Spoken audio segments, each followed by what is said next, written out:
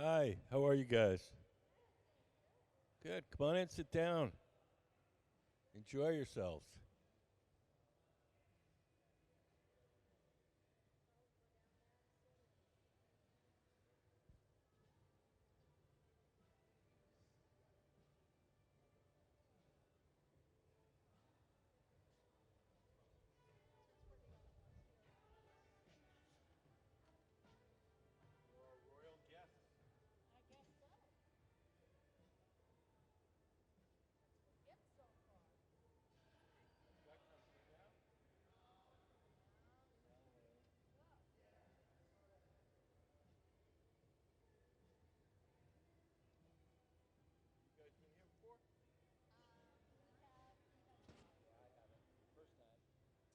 So, what's going on today?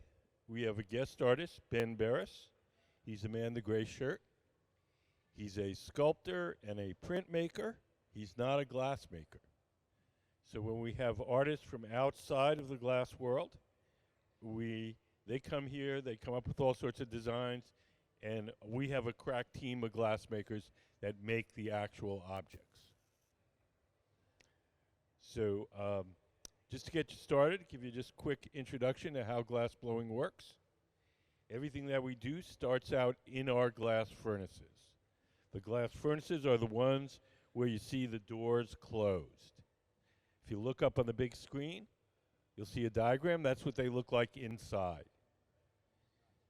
So each one of those, the two of them, have a big ceramic tank, and in the ceramic tank is 1,000 pounds of melted glass.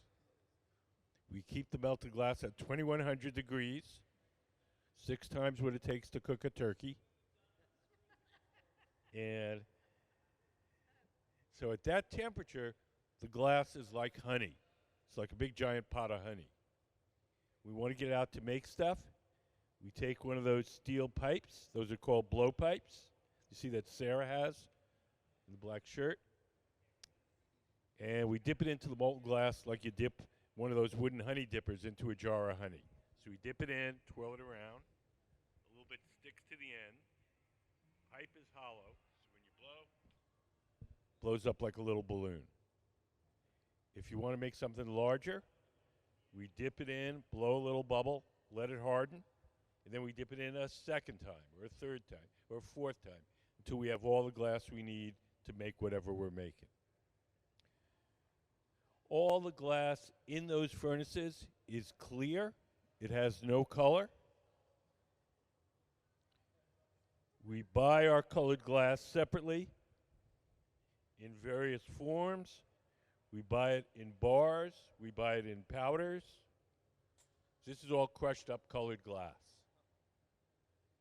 And we melt colored glass. We blow a bubble of clear glass, and then we melt colored glass onto our clear glass.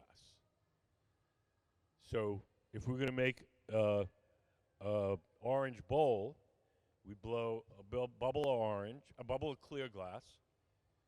We cut off a chunk of orange, heat that up, and melt a layer of orange glass over the clear glass. Then we'll dip that in more clear. So what you get is something that looks colored, but if you cut through it, it's just that one skinny layer. So it's basically almost lined with color. Now in a big factory where you're going to make 1,000 wine bottles, they just melt a big tank of green glass and they just keep dipping into it. Here, we want to make a red thing, then a blue thing, then a purple thing, so we color each piece individually by melting on a layer of colored glass. And this way, we can have any color we want, anytime we want. Make a black thing, make a purple thing, make a blue thing.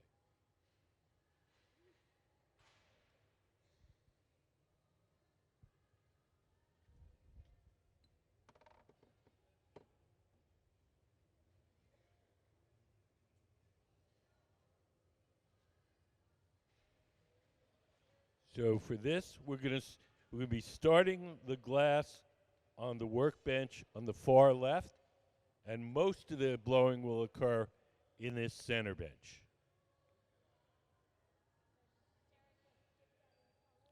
She just sifted colored powdered glass onto the outside.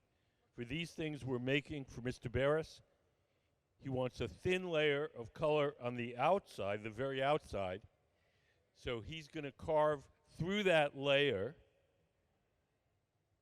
and he's going to decorate the surface with this text. So if this were one of the blue ones, these letters would be the shiny blue, and then it would be frosted clear in between. So you can see, if you watch him now, we've taken some of these vases and we've covered them in rubber. That kind of brownish stuff is a rubber sheet. He's drawing his designs on the surface, and then he's going to cut them out and make a kind of a stencil, and then we'll sandblast it. And so the letters will remain in whatever colors on the outside, and between the letters it'll be frosted white, like that. We have the picture with the lettered vase and the light in it.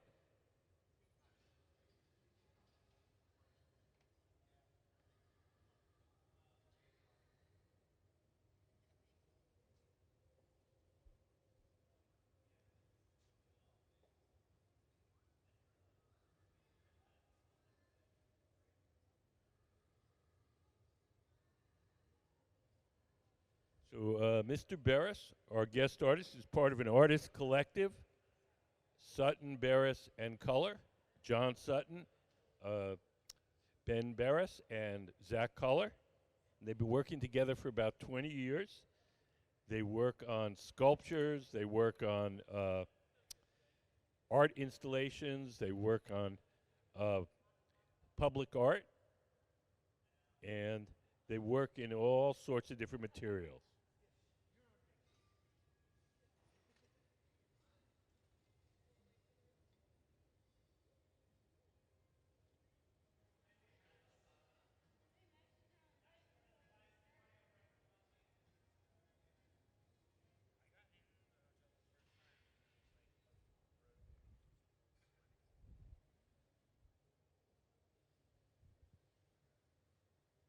So now we have all the glass we need. And Gabe in the center, Gabe Feenan, is shaping it. The gray pad in Gabe's hand is just folded up newspaper soaked in water.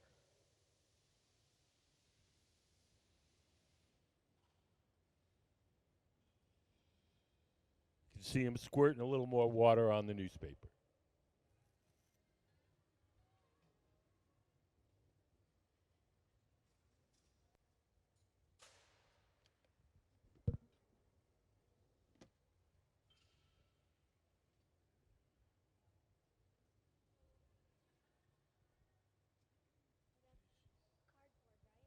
Newspaper.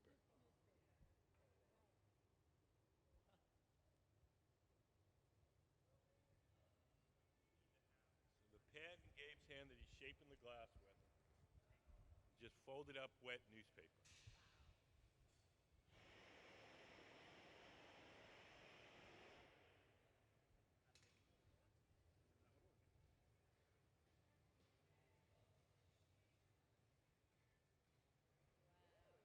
So when he's shaping the glass like that, just regular, ordinary newspaper folded up and soaked in water. There it is. You're looking at it.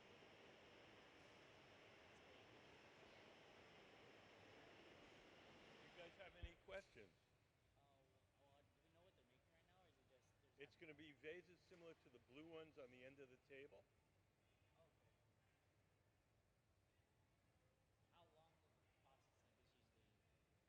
We'll probably make one of these every 25 minutes or so.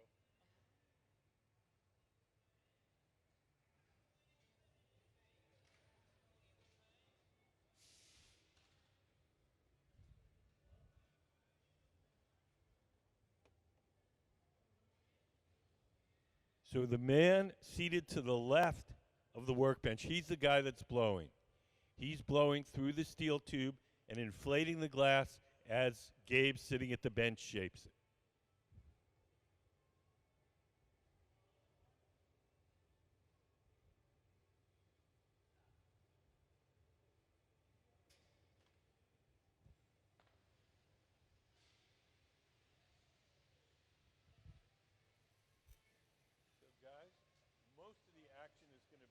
want that center bench, you guys might want. We've got plenty of seats.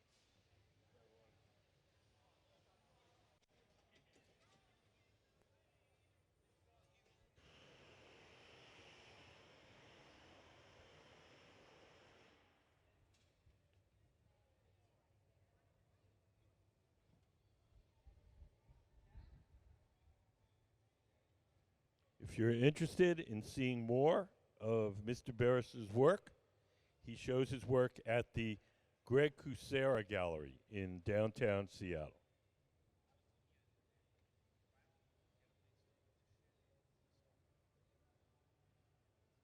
So the next thing we're going to do with the glass is we're going to take it off the rod it's on now, the blowpipe, and transfer it to a second steel rod called the punty, P-U-N-T-Y.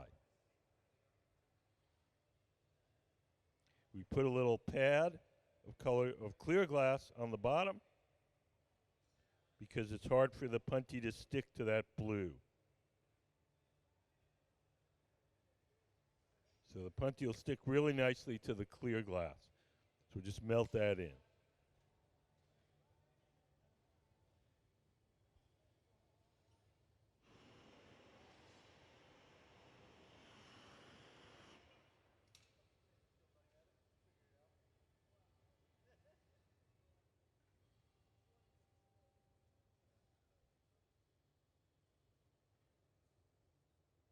So if you look at Courtney, Courtney's man in the black shirt.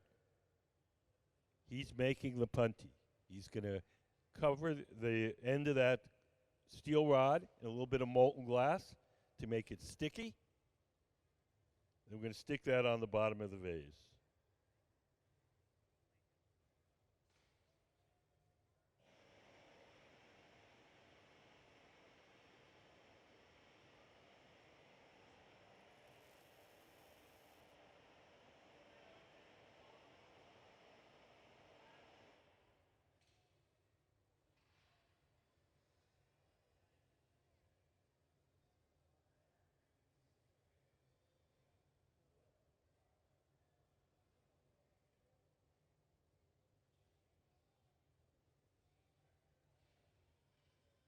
So this second steel rod, the punty, is going to act as a handle to temporarily hold the glass from the bottom while we shape the top.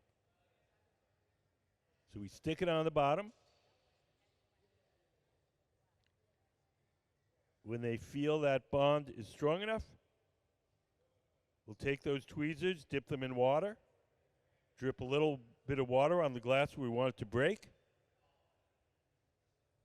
and give it a tap, and off it comes.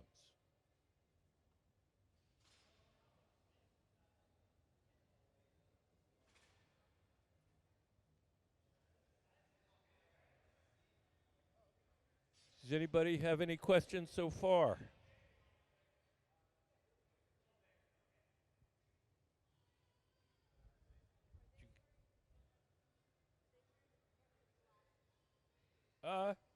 Some of them are wearing safety glasses, some are wearing their own glasses. Nothing special.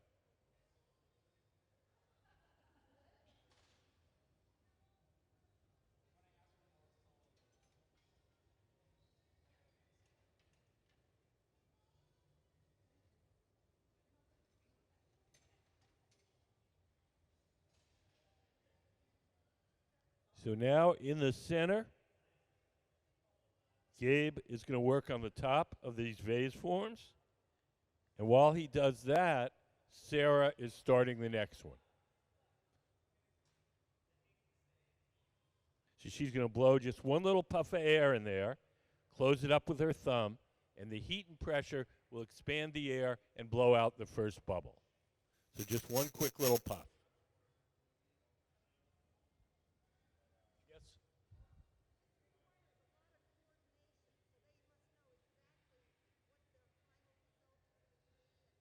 Oh, not necessarily. It's not nearly as planned as you might imagine. Mr. Beres, the things we're making are Mr. Beres's design, the man with the big bushy beard, and they're being executed by our resident team of glassblowers who are professionals, and they pretty much know what to do. But there's not a lot of planning that goes into this.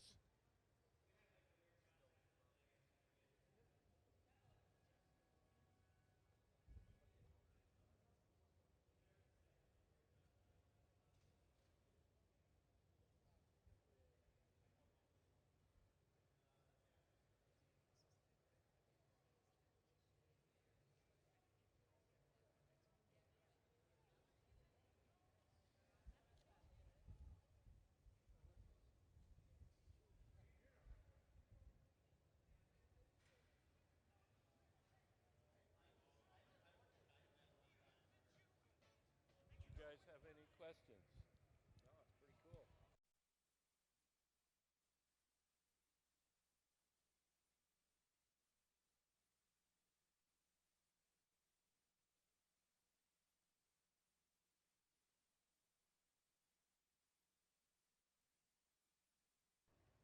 So Gabe is stretching out the glass at the top, and then he's going to trim off some of the thick glass at the very top. When glass is hot, you can cut it with a scissors.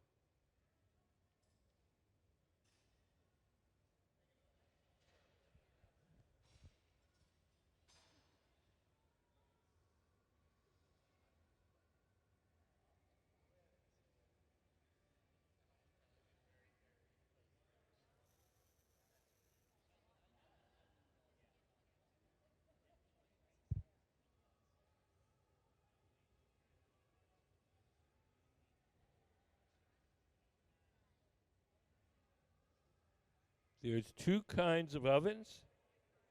There's the glass furnaces, the ones with the doors closed that contain the tanks of molten glass. And then there's the glory holes, which are the round ones with the doors open. The glory holes have no glass in them. They're just a hot chamber. We got a little diagram up on the big screen. And we keep those at about 2,300 degrees Fahrenheit. The furnaces run at about 2,100.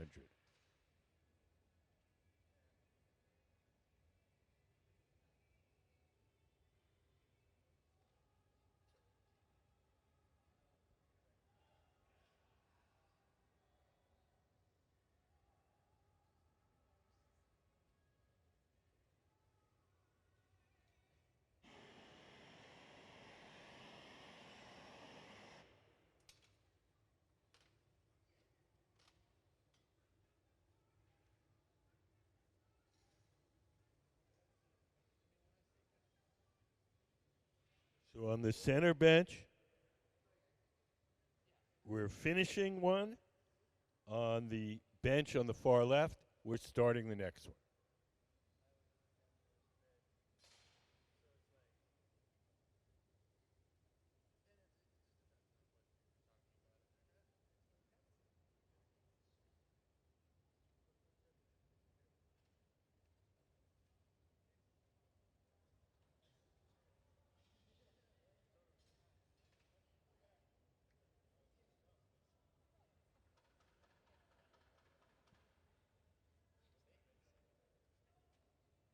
So if you watch Sarah now in the black shirt, she's dipping into our big tank of molten glass.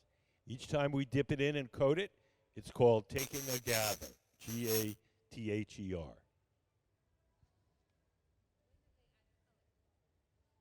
Well, it depends what you want to do. For these, we want a thin layer of blue on the outside. So we're going to get all the glass we need, and then we're going to sift powdered colored glass onto the surface and melt it in.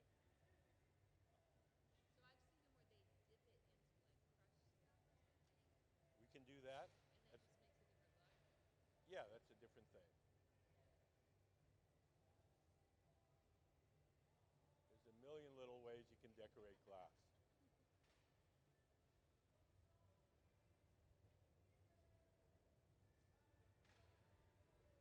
So everything we make has to be cooled off slowly. So we're going to take the vase form off the metal rod and place it in an oven called the annealing oven, where it'll be cooled slowly overnight. Each day we heat up the annealer to 890 degrees. We place all the objects we make during the day in there, and then at night we cool everything all at once.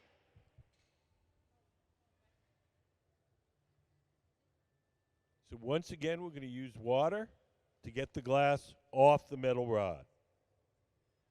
We'll take the tweezers, drip water on the joint between the metal rod and the base of the vase form, and then just a little tap and off it'll come.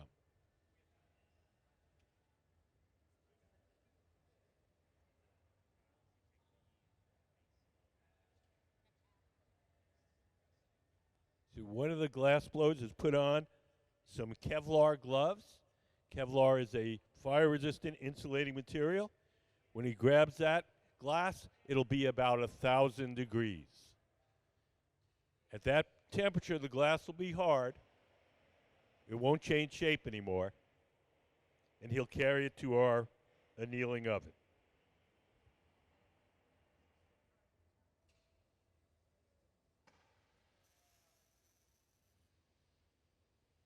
So a little water on that joint.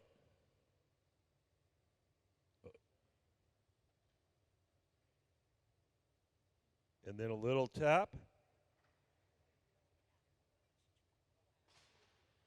And into our annealing oven to cool slowly overnight.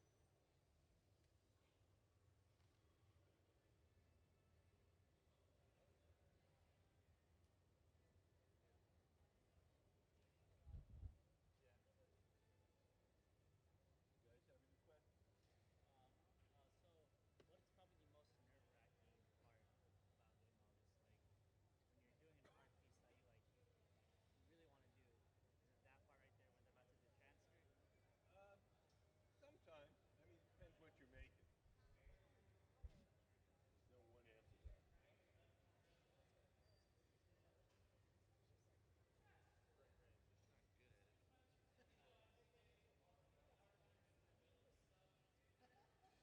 Could we show the small moons video?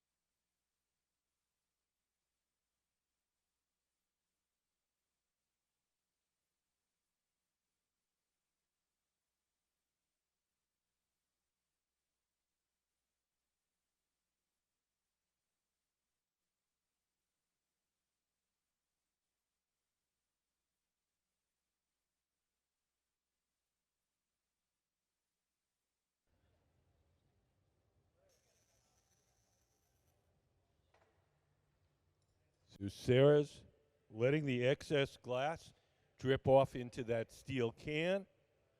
We'll save the excess glass, and that'll eventually go back in the furnace.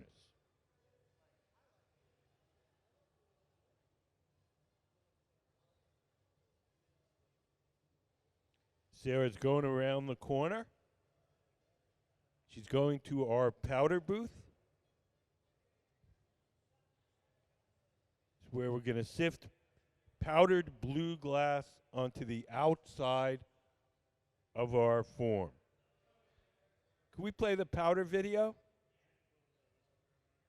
So the powdering has to be done in a ventilated booth, so we don't do it out here because we don't want to breathe the glass dust. Can we play the powder video?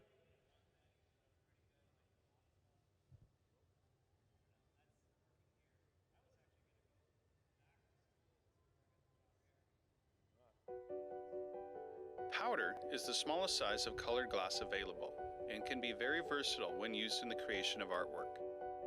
Powder is made by crushing frit in a ball mill.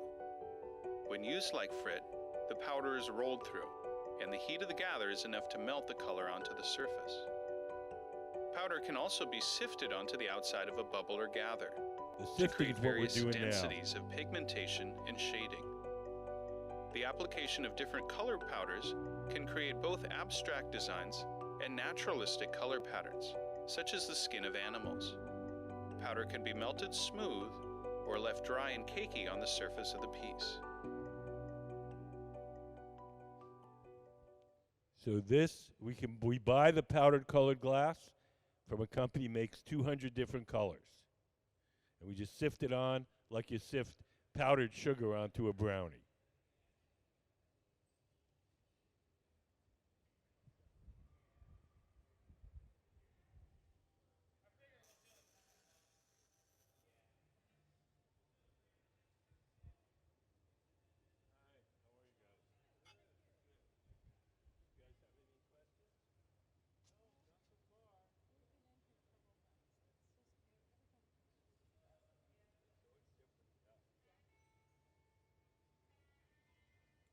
Hi, how are you guys?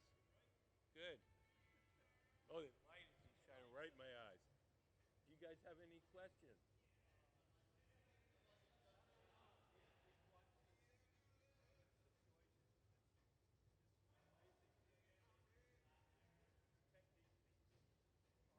There's all sorts of cool tricks.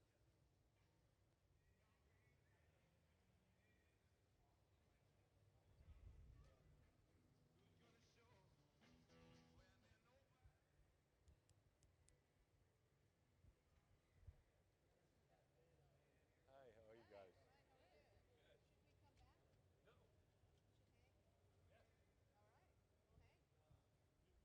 Want to watch basketball?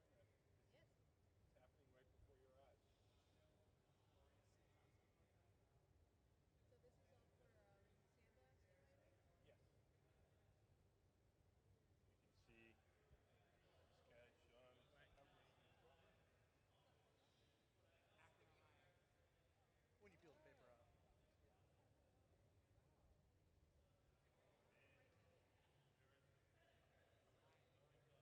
and cutting the designs out. Reverse. He can cut out the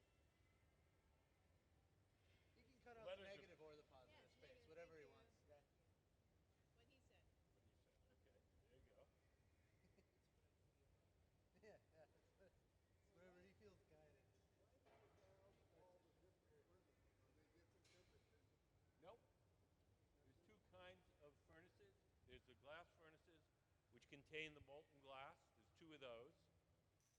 And then we have the glory holes. We have four of them. Each one is a identical workstation. Sometimes we're using everything. Sometimes we're only using a few.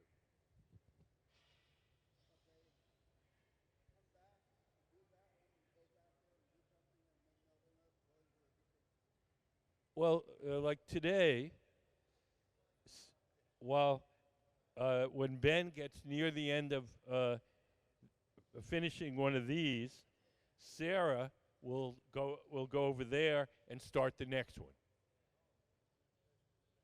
But the two machines, the two with the round doors, they're the exact same machines. We generally keep them at about 2,300 degrees Fahrenheit.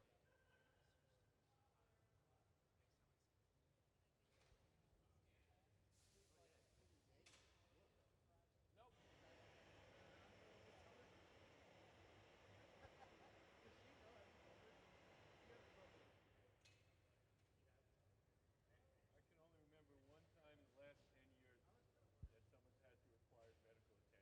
and that was slipping and falling, not making glass.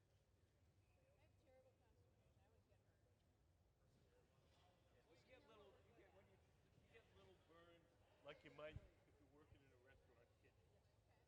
So little annoying things, or you cut yourself on a piece of glass, but no more than you would if you're working in a kitchen.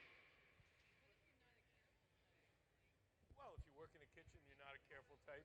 You'd burn yourself more and you'd cut yourself more.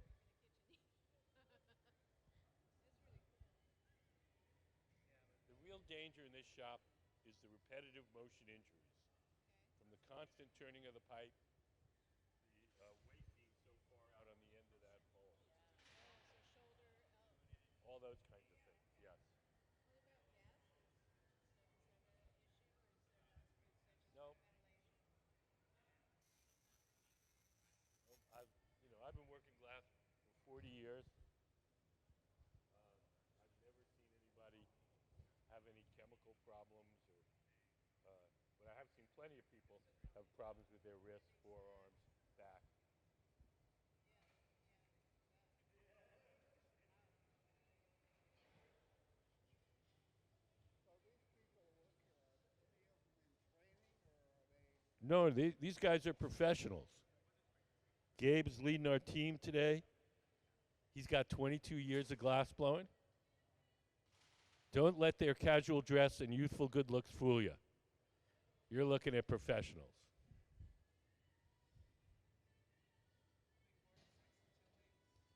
Oh my God.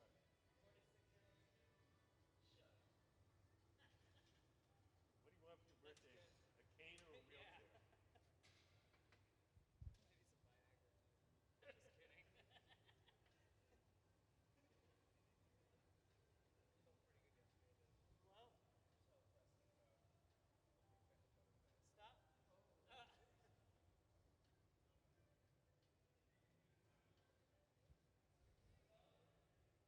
So the man seated to the left with the long beard, he's the one that's blowing. He's inflating the glass as Gabe, with the black hat, shapes it with a newspaper. That gray panda's hand is just folded up wet newspaper.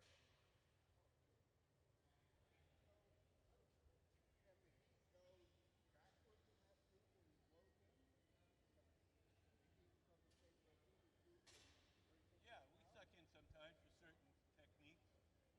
By the time the air reaches the other end of the pipe, it's room temperature.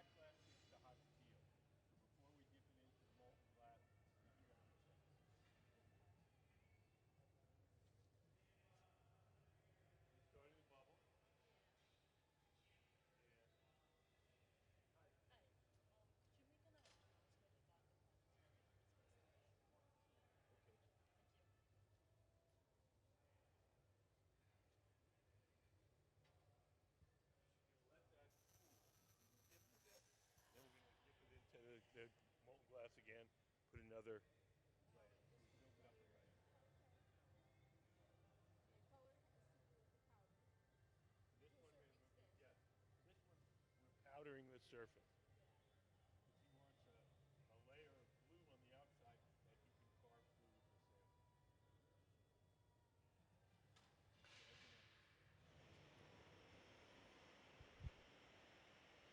So open up.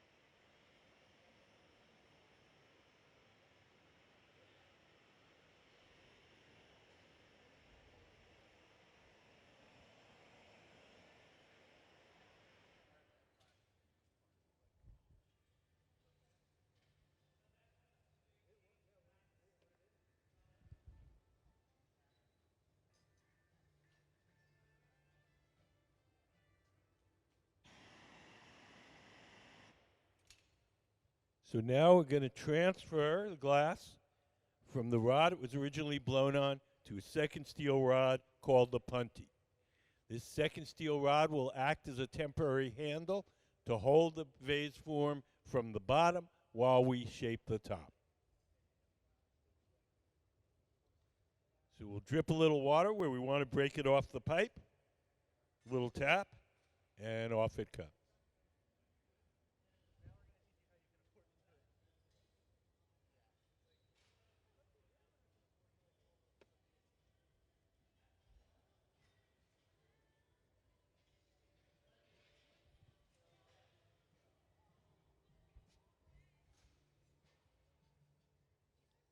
Do you guys have any questions?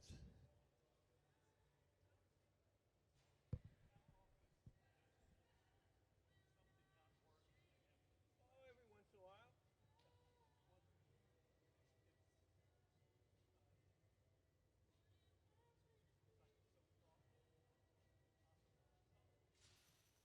Yeah, it happens. It depends on how difficult the thing we're making. If we were making, say, Christmas ornaments, which are easy, we could probably make thousands of them before we lose one. But sometimes, we're making something very elaborate and difficult. Sometimes we mess it up. It's like anything else.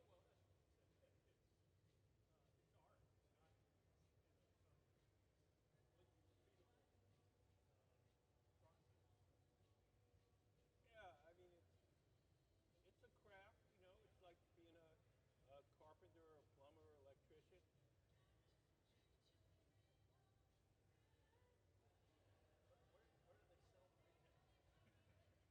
Well, I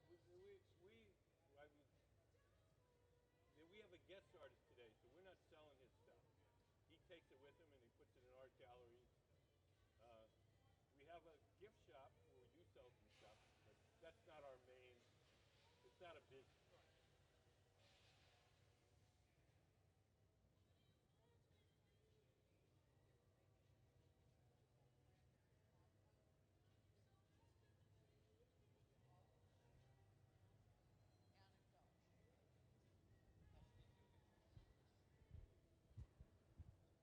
Yes, sir. So it seems like all the work being done is done by eye. That there's no jigs or things to put in to get the shape correct. Hmm. It seems like they're looking at it and determining if they have the right shape. Oh well, the particular projects we're doing for Mr. Beres today are not super precise.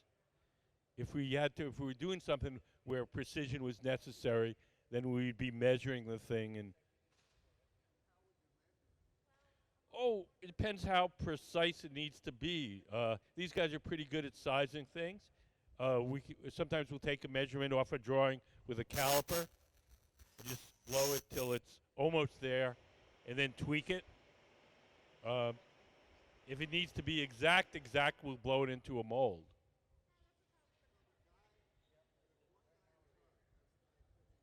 So the guy that's working on the car, as they're putting down, Yes. he's directing what I put it on the other. These guys are all professionals. They know what comes next. It looks like they keep repeating the What? process over and over again. Yeah. It comes out and the other, he does that.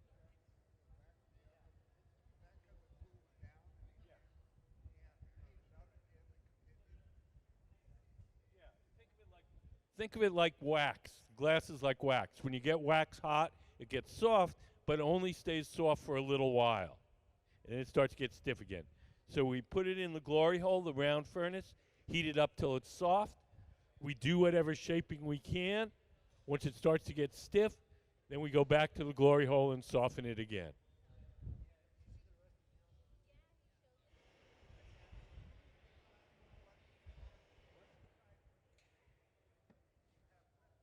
Today our guest artist Beres.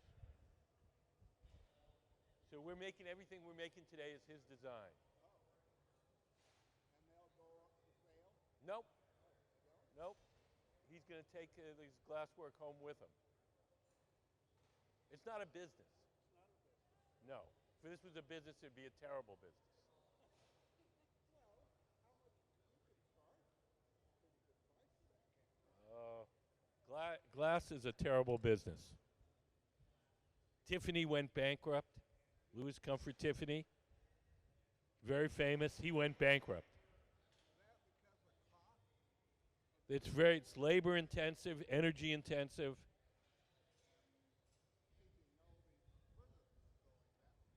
That comes under the labor intensive part.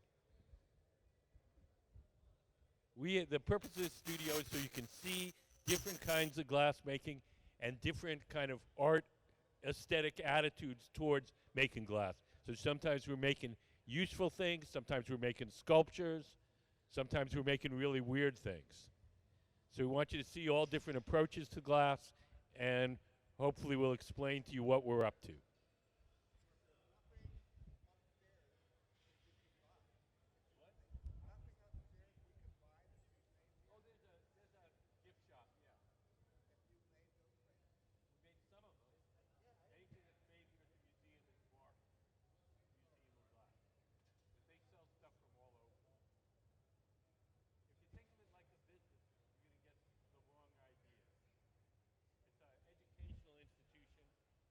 And we would never make the crazy things we make if this was a business. You can educate. They're professional. They don't need to educate. The people come down here, students come down here and watch and learn. Is that Well, the general public comes. It's not a school. not even a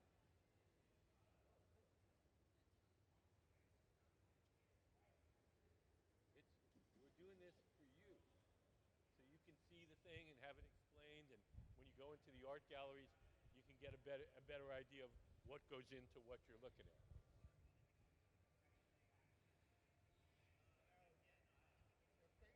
If things you buy in other stores and stuff like that, are they all made this way or they're automatic things?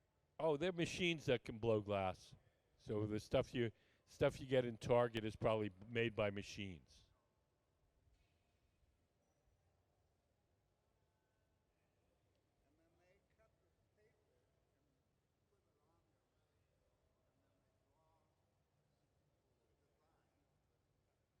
design. And then it gets sandblasted. That kind of tan covering is an adhesive-backed rubber. The original purpose of that is to make gravestones, to put letters on gravestones.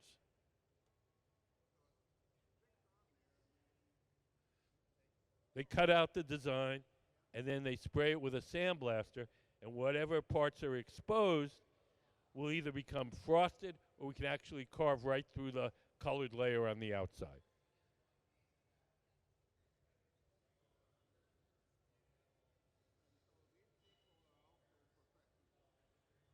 Yeah, these people are friends of Ben's helping him out.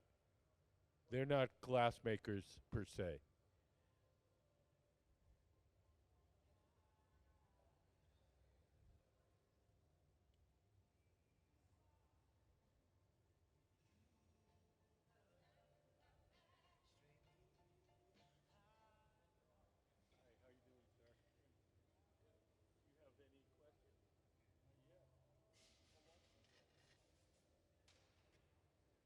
So today at 2 o'clock, our guest artist and two of his colleagues are going to give a talk here in the hot shop. Mr. Beres belongs to an art collective. Sutton, Beres, Color, the three guys who work together on various artistic projects. And they'll be giving a talk on what they do.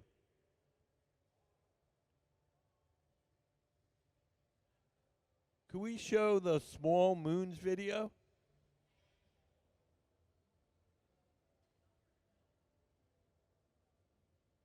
We have a video of them assembling one of their installations.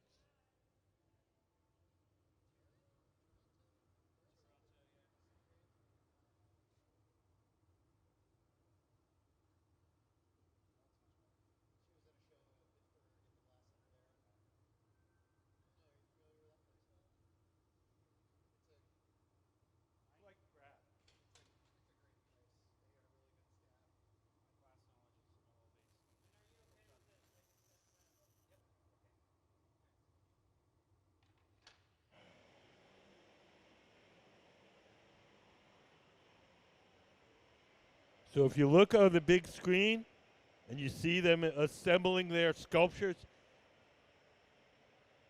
you can see that this kind of work we're doing here is different from their usual practice.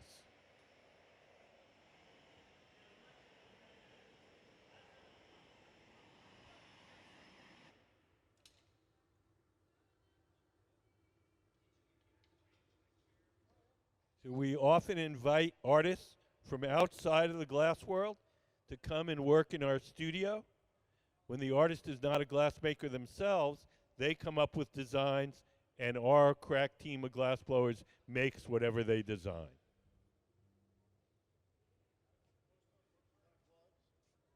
Yeah, we put on gloves when things become uncomfortable, as long as they're comfortable.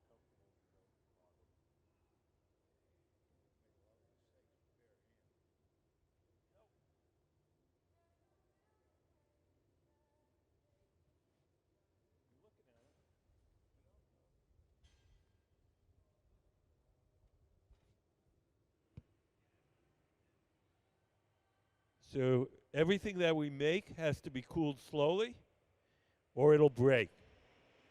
So we're going to take it off the metal rod, place it in an oven called the annealing oven where we'll cool it slowly overnight.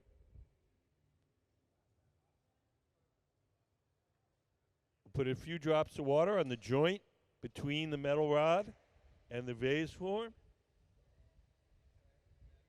And we'll give it a little tap. Off it comes. We'll melt the spot where we broke it off so it's not sharp.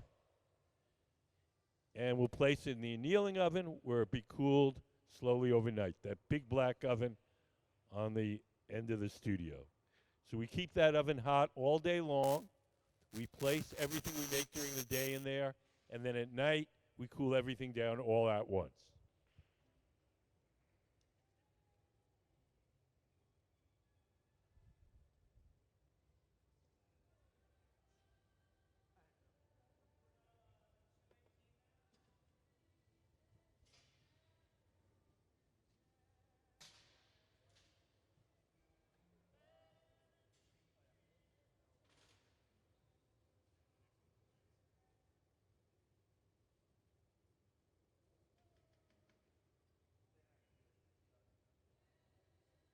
So if you watch Sarah in the black shirt, she's going to scoot around the corner, and she's going to our powder booth. It's a ventilated booth where we sift powdered colored glass onto the surface.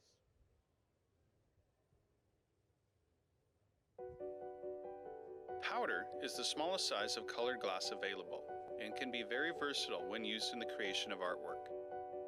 Powder is made by crushing frit in a ball mill. When used like frit, the powder is rolled through, and the heat of the gather is enough to melt the color onto the surface. Powder can also be sifted onto the outside of a bubble or gather to create various densities of pigmentation and shading.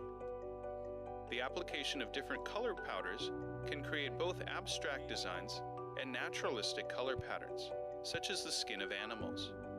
Powder can be melted smooth or left dry and cakey on the surface of the piece.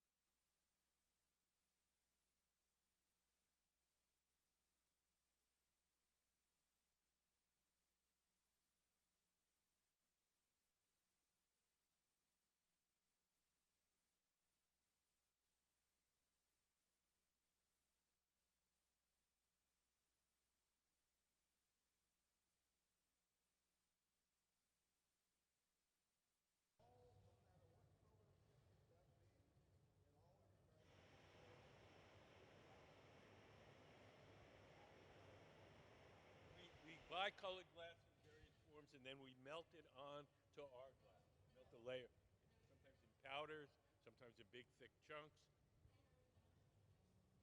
So we use one clear base glass for everything, and then we melt a layer of color onto that.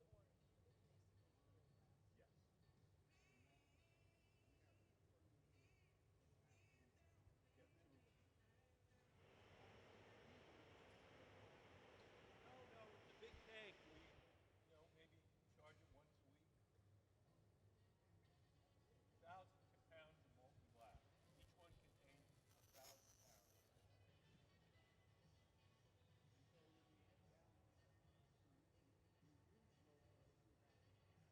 Yeah. Then we cook glass in one of them, and then we work out of the other one, which is full.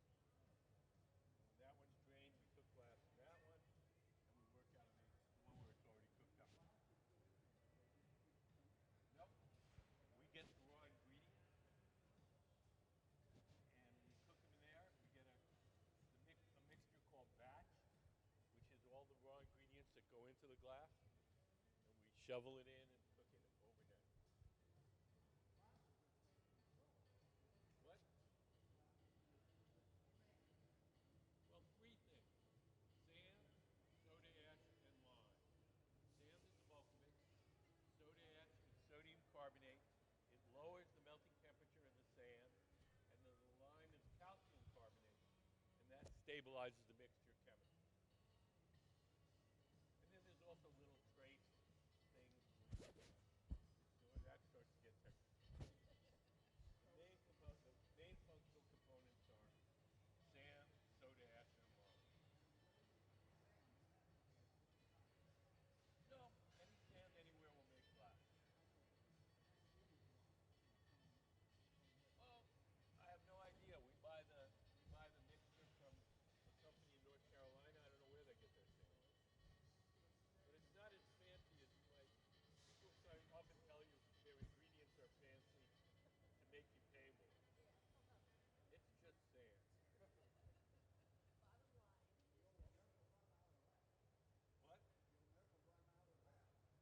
Yep. I mean, you could go to your local beach, get a shovel, and put a bucket of sand, um, and you can cook it up and make glass.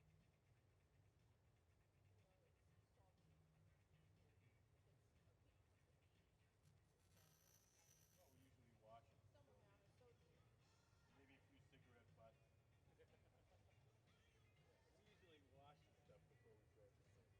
Most of the beaches now, oil and stuff is all stuff comes from Japan. They have it basically everything. You walk along the beaches, literally, and plastics and Yeah. Well, before we put stuff in the furnace, we wash it.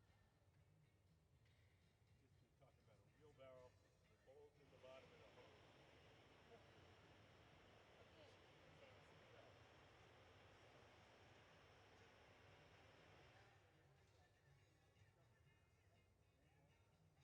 No, well, we get it's already processed. We get it pre-mixed, and so the company whose pine that supplies it, they do all that. Right?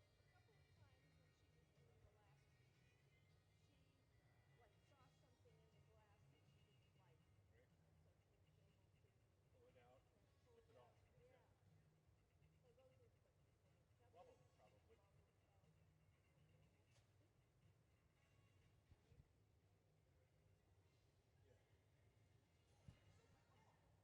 That's how we started.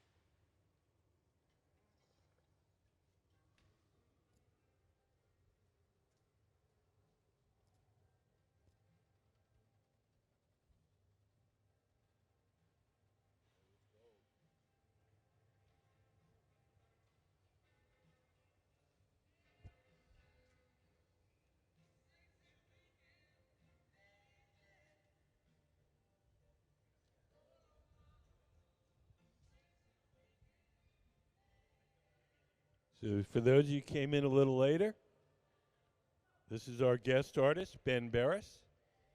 He's a sculptor. He does public art. He teaches printmaking. And last couple of years, he started to get involved with glass. He was a guest artist at the world famous Pilchuck Glass School. And he's not a glassmaker himself, so he comes up with designs, and our professional team of glassmakers make the actual objects.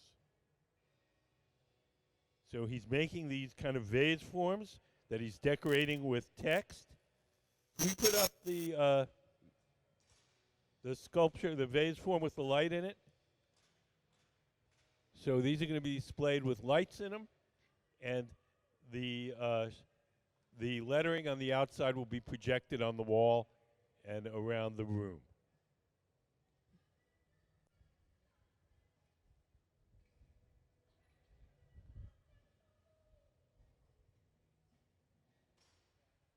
Anybody have any questions?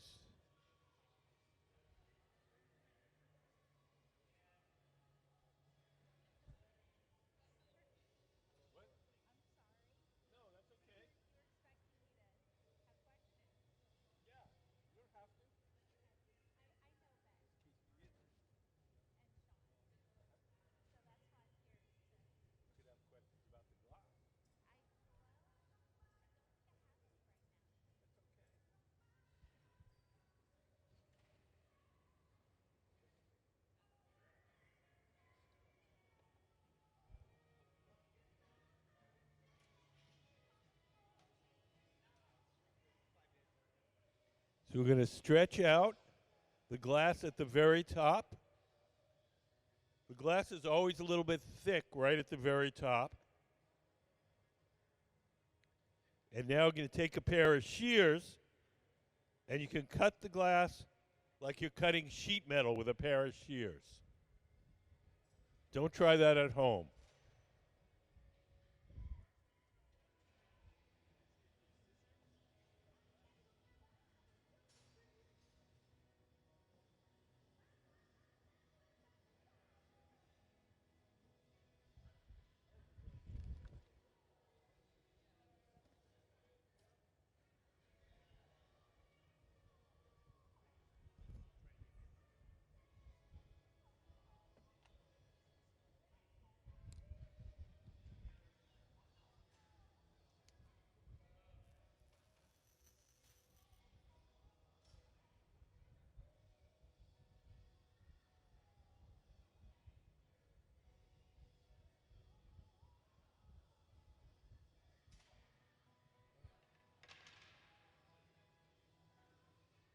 So we're blowing a little air into the front end to make it fuller and rounder. The tool that he has in his hand is called the soffietto. The name comes from the Italian verb to blow, soffiare. And it's got a cone on the front end. The cone goes in the opening and makes a seal, and then we blow through the central tube to inflate the glass.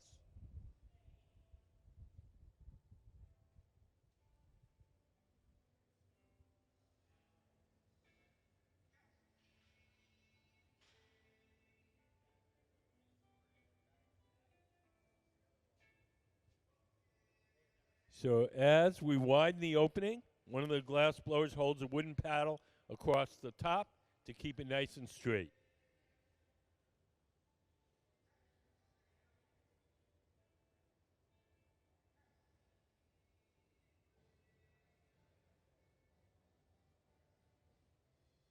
As Gabe is shaping it now, Gabe is a man with a black hat. His assistant holds a wooden paddle in front of his arm to shield him from the heat.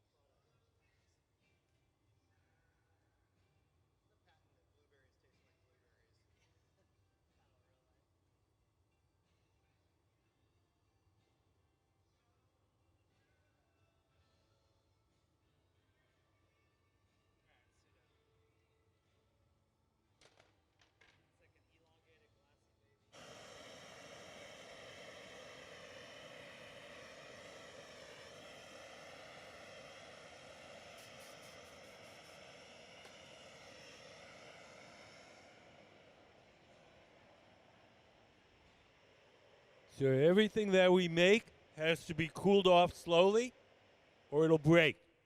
So we're going to take it off the metal rod and place it in an oven where it'll be cooled slowly overnight. The oven is called the annealing oven. It's an electric oven. We keep it at 890 degrees all day long. We place all the objects we make during the day in there, and then at night we cool everything all at once.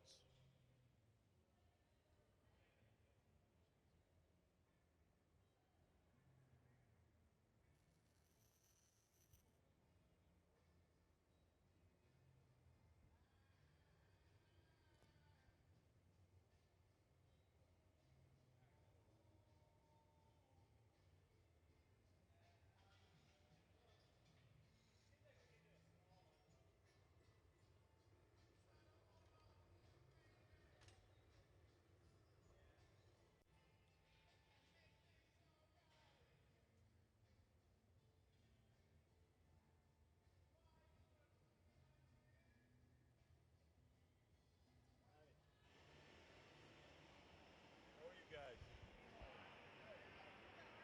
Nope. I'm the tour guide. Artist is this guy with the big bushy beard. That's the way artists look nowadays. They all have big bushy beards.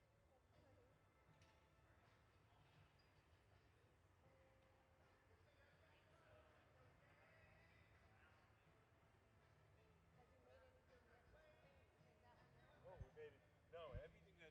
I mean, yes, we have made stuff. Anything that's out, everything has to be cooled overnight. So anything that's out here today couldn't have been made today. Well, then we're going to put that away momentarily.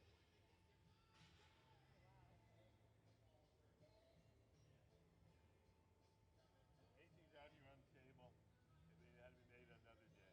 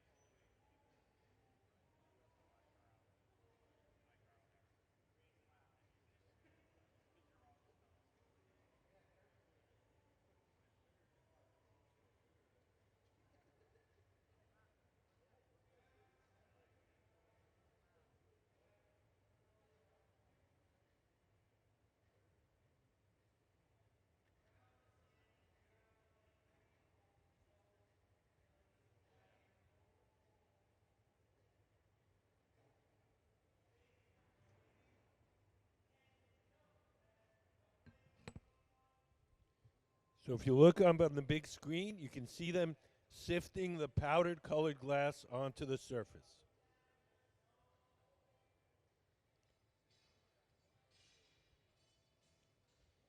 Once they get enough glass on there, we'll take it to the big round furnace glory hole and melt it on. We'll have a layer of colored glass on the outside, kind of like an M&M.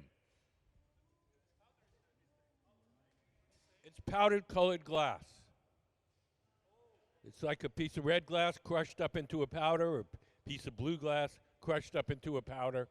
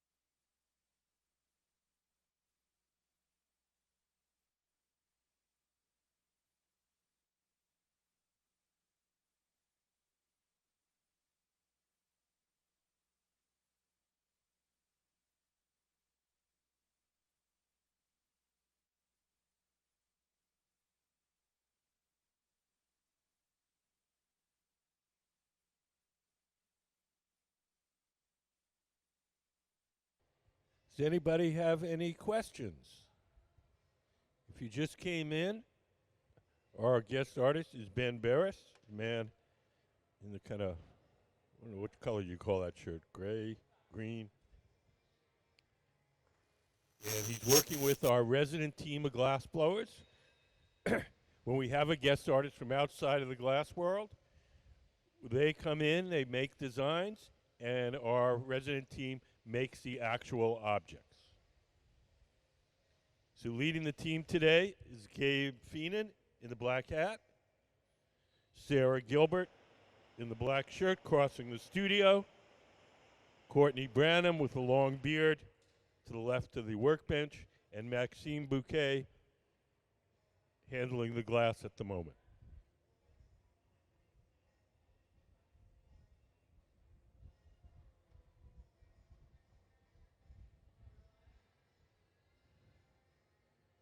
Can we put up the light projecting the lettered vase with the lights coming, projecting that picture? So we're making these glass forms that Mr. Beres will then decorate. He's going to sandblast them, and when there's light placed inside the forms, they will project the letters carved into the surface.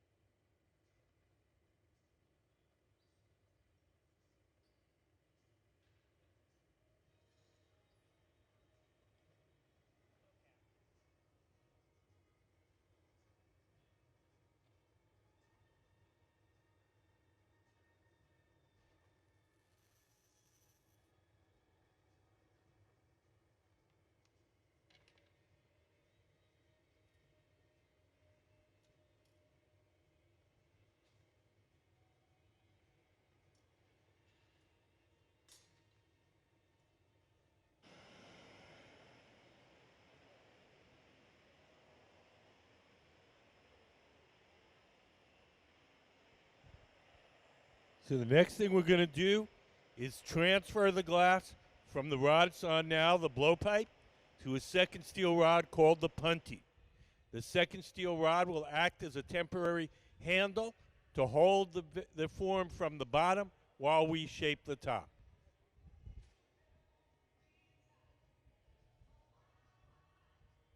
So Courtney, the man with the beard, the long beard, he's got the punty, P-U-N-T-Y. We stick it on the bottom. When they feel that bond is strong enough, we'll drip water on the glass where we want it to break. And then we'll give the rod a little tap, and off it'll come.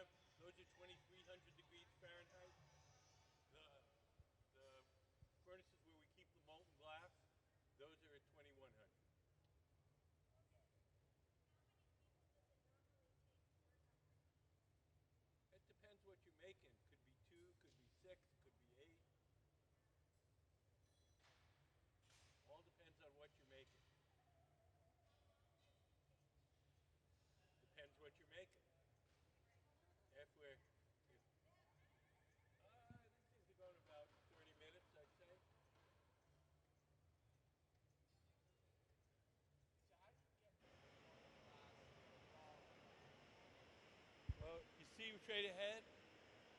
You see straight ahead there where that door is closed? Yeah. Behind that door is a big ceramic tank with 1,000 pounds melted glass in it.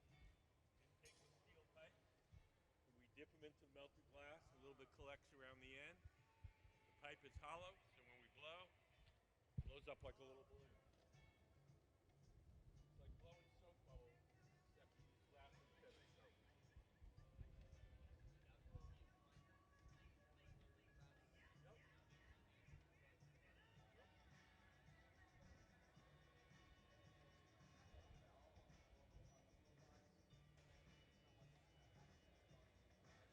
Nope.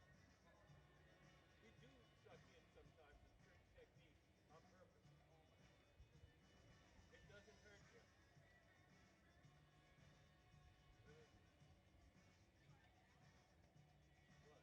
Yes, it's because by the time the air reaches the other end of the pipe, the fume's empty. It doesn't even feel warm.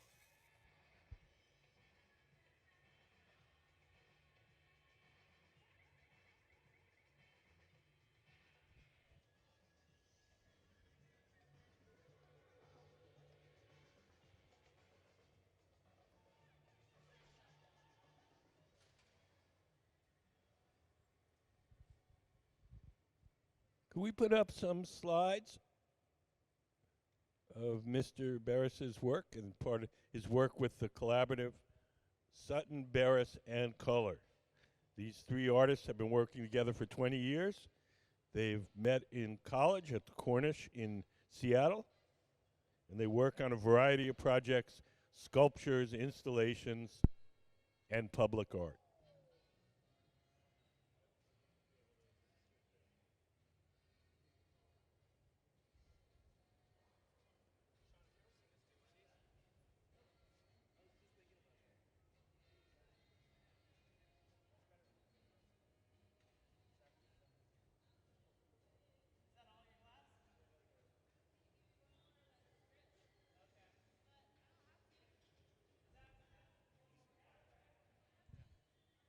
Does anybody have any questions? There's two kinds of furnaces.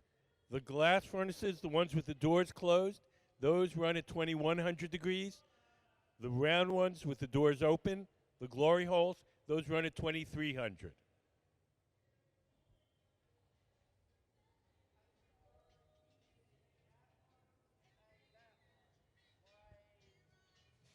It's no different, just two workstations. Exactly the same machine.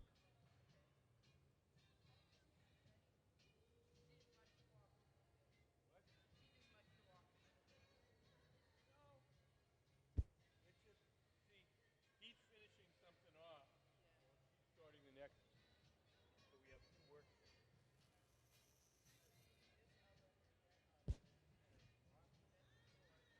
I have no idea.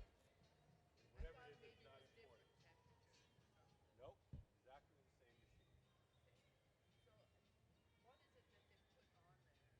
That's an adhesive backed rubber, and they're cutting out a stencil of the design they want, and then we're going to sandblast it, and the parts that are exposed will become frosted.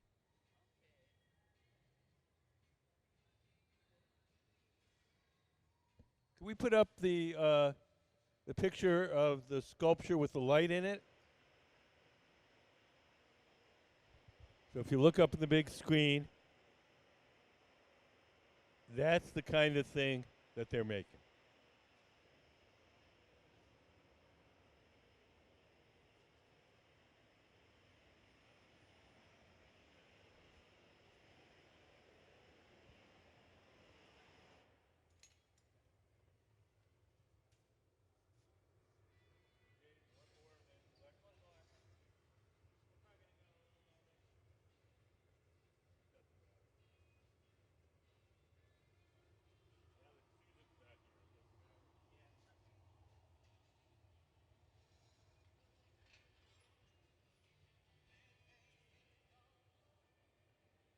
So the glass that we've coated the outside with is what's called a reducing glass. It's a glass with extra silver in it, And when we expose it to that big bushy flame, that's called the reducing flame, the silver comes to the surface and gives it that metallic sheen.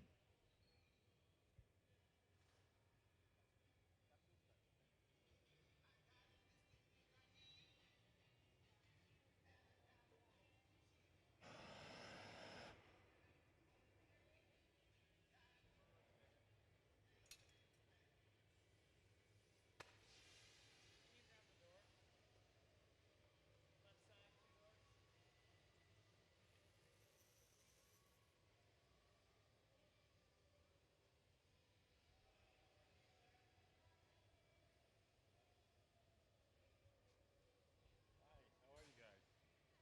Good. Do you guys have any questions? Okay.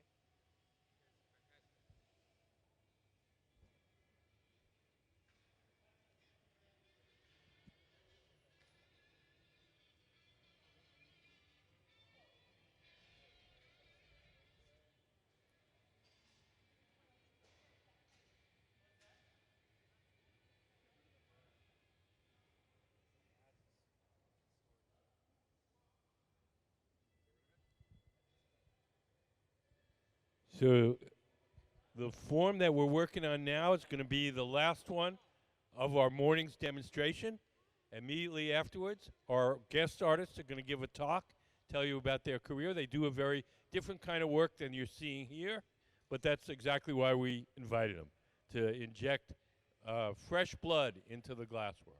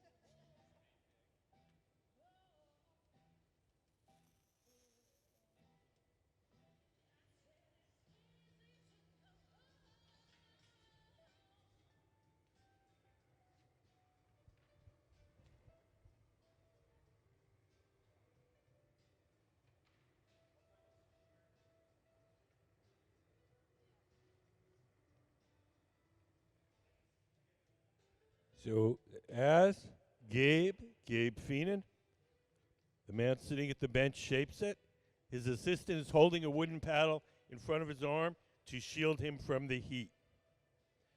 The gray pad in his hand is just folded up newspaper soaked in water, ordinary newspaper. As long as the newspaper is wet, the paper doesn't burn too much, and it doesn't leave any marks as he shapes the glass.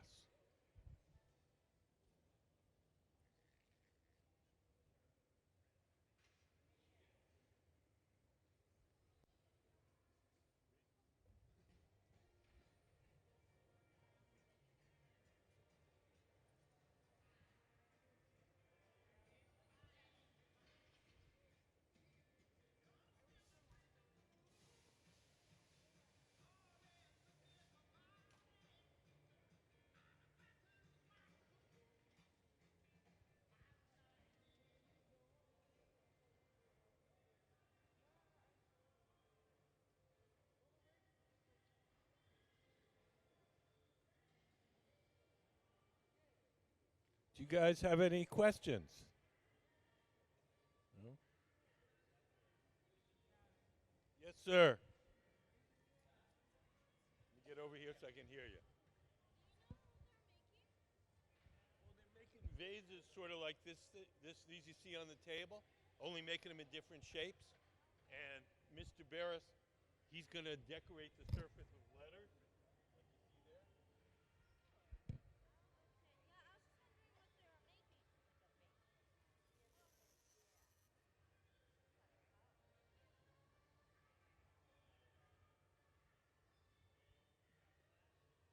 You guys have any questions? Okay.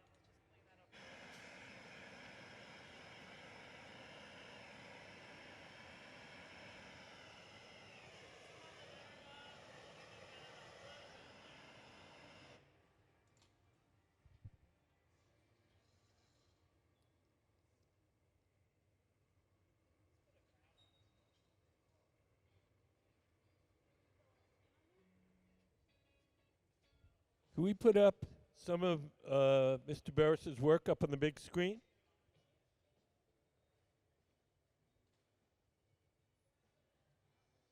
Yeah, let's just click through a bunch of them. So these first sandblasted ones will have a similar look to the things that we're making right at the moment. He's also made a number of things where he takes everyday objects and makes them out of glass. So you can see we've made some toilet plungers, made some big rusty nails.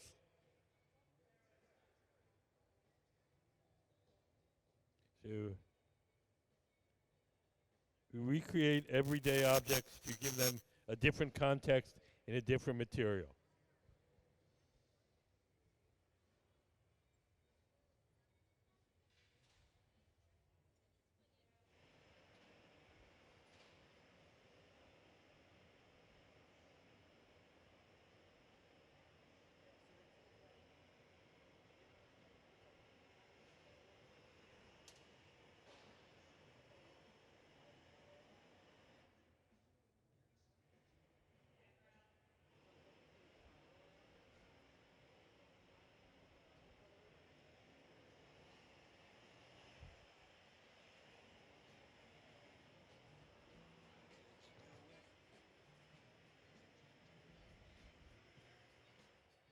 You guys have any questions?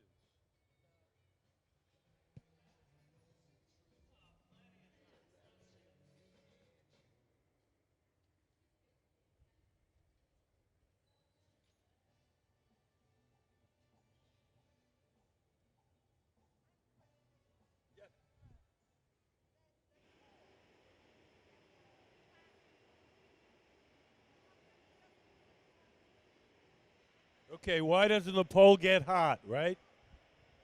The answer is physics. The pole is very long. I'll wait till the torch goes.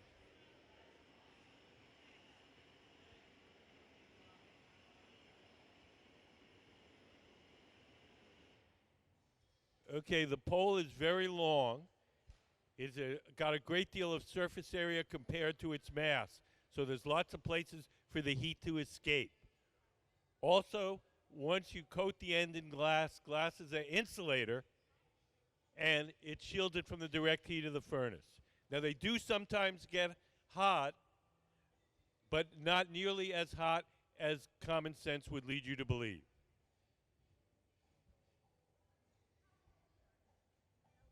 Well, we have them in different sizes. They probably range from about 6 to 10 pounds. Bigger ones are heavier.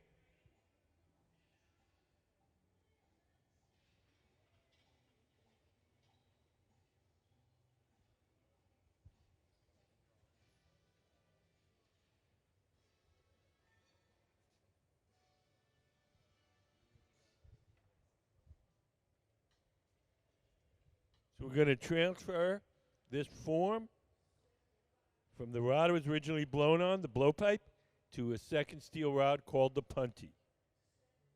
This second steel rod will hold the glass from the bottom while we shape the top.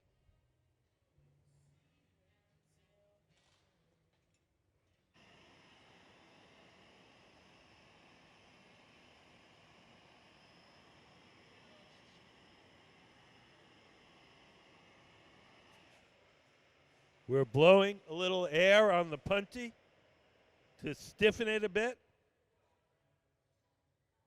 Now we're going to take some tweezers, dip them in water, drip some water where we want the glass to break, give it a tap, and off it comes.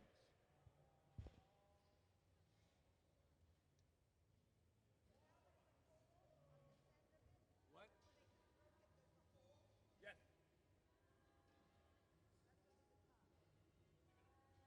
We're going to spread it out, yeah.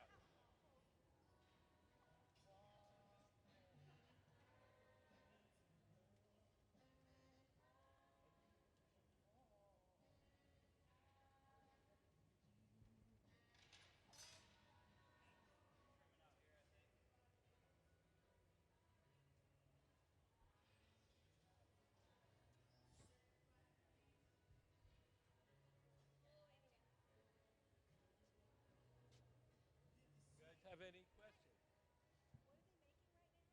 Oh, they're making these forms for Mr. Beres to decorate.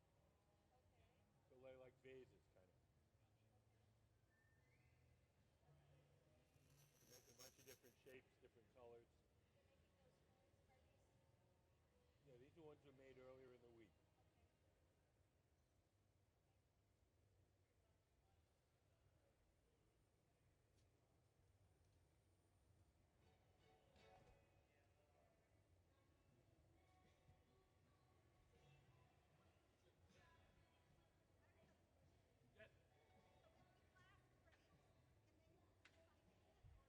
If the glass breaks, can we recycle it? We can recycle our clear glass.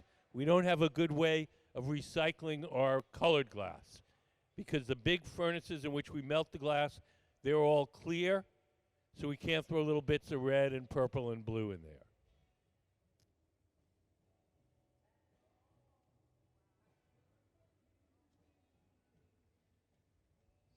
Questions?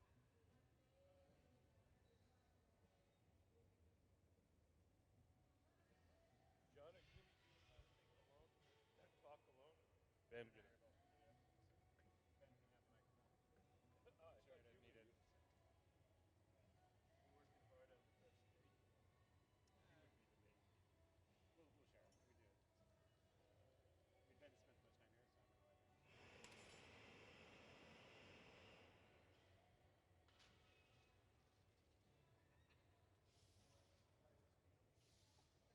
So Gabe is trimming off the thick glass at the very top of the form. When glass is hot, you can actually cut it with a scissors.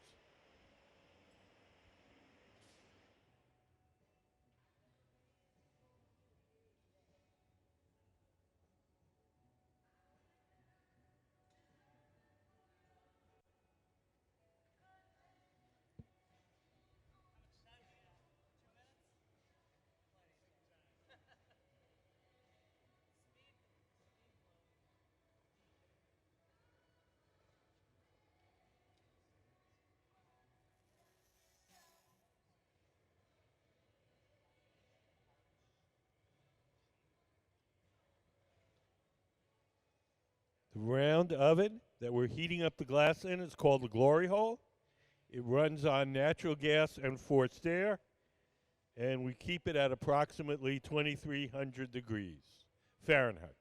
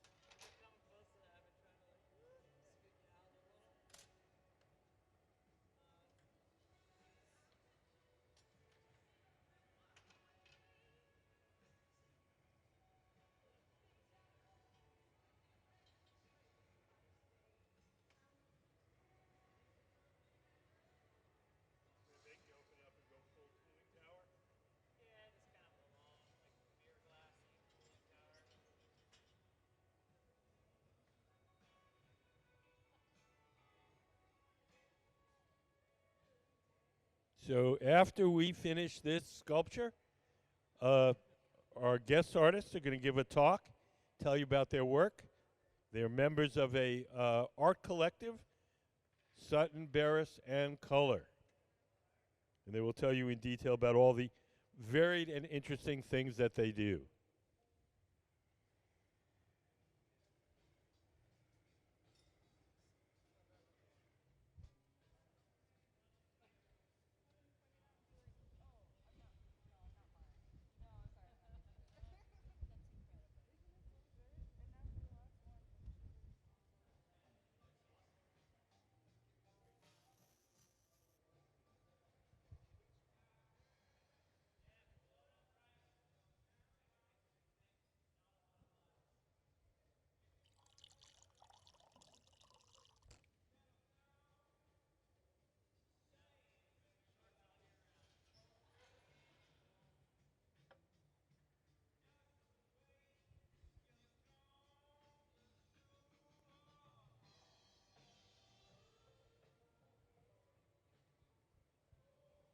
As Gabe shapes the glass, Gabe in the black hat, Max, standing up, is holding a wooden paddle in front of his arm to shield him from the heat.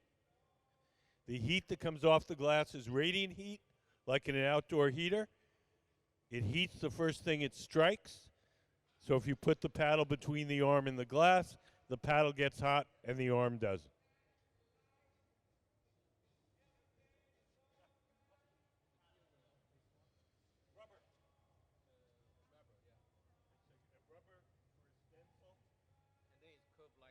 Yes, and carve the design into it, and then sandblast it. No, just sandblast it.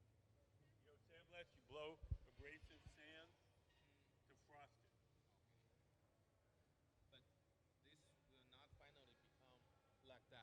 Yes, it will. Yes. Just to cut the design. This cut the design. And then they spray with the sand. They pull it off. The parts that are protected stay shiny. The parts that are exposed, they get frosted. Yes, yes, yes.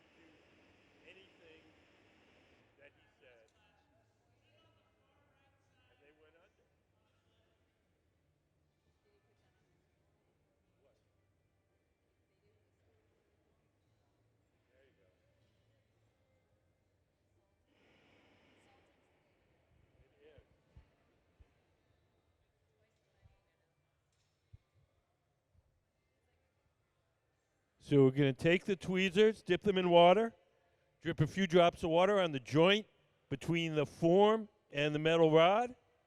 The water will crack that joint. Give it a little tap. Off it comes and into our annealing oven to cool slowly overnight. So let's have a big hand for our artists, our guest artists, Ben Beres, John Sutton, Zach Culler, and the Museum of Glass Hot Shop team. Gabe Feenan, Courtney Branham, Sarah Gilbert, and Maxime Bouquet.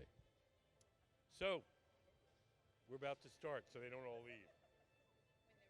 So, ladies and gentlemen, don't go, don't go, don't go. Our guest artists are going to give a talk now. Our guest artists are John Sutton, Zach Culler, and Ben Beres. They're part of an art collective called Beres, Sutton, Beres, and Culler. I always get the order wrong. And they do a great variety of things, public art, sculpture. They've been working together on and off for 20 years. And when we invite artists like this to come to Museum of Glass and work, it's to inject new blood, a different vision to the glass world. So if they come up with ideas, and we have a crack team of glass blowers here who make the actual objects. So I'm going to turn you over to Mr. Sutton, and he's going to tell you all about their wonderful work. Oh, to Mr. Beres. Hello. Can you hear me? Is that good? A little closer, a little closer? Great. Well, thank you, Museum of Glass, and for having us here. It's been a great week. And thank you all for being here. The three of us met 20 years ago at Cornish College of the Arts and started helping each other out in the sculpture lab. Oh, we need to hook that up. And what seemed like a little interesting experiment in the beginning turned into 20 years later, here we are. So when we first started, we just started helping each other out in the sculpture lab, made some big projects on site at school, got an opportunity out in the woods to do some projects, just started learning how to collaborate and learning how to work together. We made these little projects out in the woods, started having fun, and thought, you know, we could actually do this, and we should consider like continuing on. So our love was sculpture. We started making these projects. This was in a place called Consolidated Works. This is a convenience booth that is now on display at the Tacoma Art Museum, and just kind of has a little bit of everything. For those of you who are younger, you used to make phone calls in these structures. This was a piece called Trailer Park. We didn't really have a gallery system set up, so we started taking work out into the public. So we made this growing green grass little pond, tree, and took it to more urban areas all around Seattle and King County. And we had another version of this made for a place out in Louisville, Kentucky. This is another mobile project called Stand Up Van. It was kind of the ubiquitous cargo van that we turned into a monument. This was outside of the Seattle Art Museum. And so when we first started working together, we started seeing each other as a family. So we went to Sears and started doing Sears portraits and really just trying to discover and have these characters. So we would go in when there's people getting their little portraits of their little children, and we were dressed up like wackadoodles. Have a lot of these. And we also got to do one with our fathers, and so this is not Photoshop. This is us and our three dads. This is a project called 3-Day Weekend, and it was at Consolidated Works, and so we made a trailer and raised it up and made a glass bottom. So over the 3 nights, turned into 4, we had different families or couples come in and perform. What was great about this is we're making a sculpture, we're making a scenario for people to come and inhabit, but we were viewers as well, because we let it go to the performers. Yeah, it was a really interesting part of the practice. You want to say something? Okay. So we took a lot of ordinary things, took them outside of their normal context. This was an island that we created and parked it about 100 yards off 520 Floating Bridge and stranded ourselves for what we were hoping was for a week. but we actually had to be rescued about 40 hours later. Big storm blew in, broke our anchor line. This is, there goes the neighborhood. So again, like playing with mobile pieces, taking things out into the public sphere, wanting to kind of like question what art was for us in that collaborative thing. So we moved into different neighborhoods and kind of like barbecued and invited the new neighbors over. This is Three Dragon Restaurant, and we had a new gallery that opened up in Seattle, Larimore Project we were working with, and we were the inaugural exhibit. So the gallery was still building out their space, and we created this box, and a couple weeks later, the box unfolded to create a restaurant that was basically taken from all of the other, like the architecture, the different things in the neighborhood in which the gallery was sited, and then we had elements from different alleys, different things, as a part of that, and then had a performative element for the opening.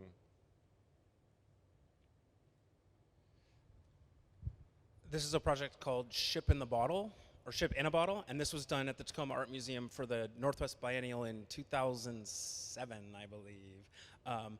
They had basically shown us the Richard Rhodes sculpture area in the middle and said, we have this small little door, no cranes, no nothing, and do something in here, and we were like, we want to crane a boat inside. So we refurbished a 1956 Senior Blanchard knockabout and stuck it in. It had some moving kinetic elements and kind of steamed up, but it was a really fun project. You could see this from I-5 rolling in, the mast coming out, and it lasted for a handful of months. This is a project in downtown Seattle where we took an 8-foot manhole neon double helix, put it into a hole, made a glass manhole cover. It's for the South Lake Union streetcar stop. And a lot of our projects start to move in towards public art. And so it was a natural progression to do these big installations and then start to see our work as public art, and now we can do some of these more permanent pieces. This is a piece called Panoptos and was done at the Henry Art Gallery. They asked us to engage with their permanent collection, so we made this giant, difficult robot that would kind of go around and get really close-up images of the paint and the frames and a lot of the collection. And we also got to curate this collection, which is really cool.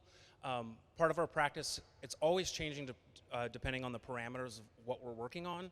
So a lot of the stuff that we're working on now is also curatorial, which is really fun. This was a piece called A Painting in 100 Parts. And so we laser etched out a puzzle, put it all together, and then painted it, and then put it back together. So the idea is that 100 different people can own a painting, and if they ever really want to see what it looks like, they would have to figure out how to get together, put it all together to see the image. And it's also a way to, like, a lot of the pieces we make are kind of expensive, so we can bring that price down by everyone owning a portion of that painting. This is a project called Ties That Bind, and it was on Capitol Hill. That first image was our proposal, and that was the actually completed piece, which we're pretty happy with. There were a bunch of houses that were getting demolished, and so we were fortunate enough to have 2 of them to just kind of draw in space with these custom ratchet straps. We had about 12,000 feet of it, sewed all the straps together, and then we just got to draw in space. So it's a really cool way to actually navigate a space, not being able to walk through a straight line. That middle section between the 2 houses was just kind of a jungle gym, and you could, when you tighten down, you could hear the creaking and cracking of the houses.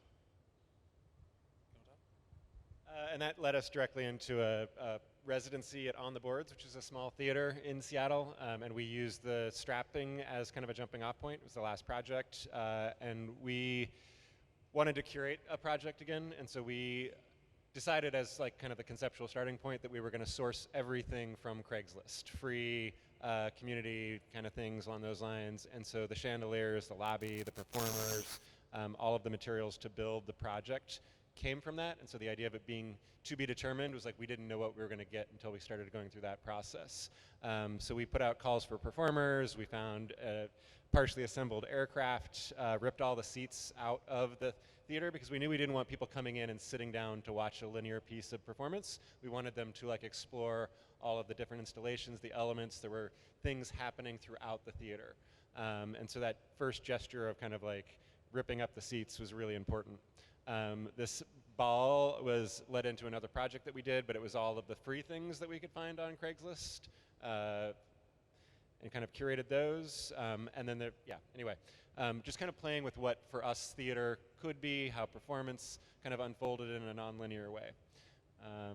This was another performance piece we did. What was the title?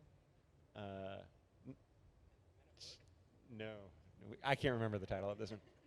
So this was actually at our college that we all met at, and so it was 10 years later, I think.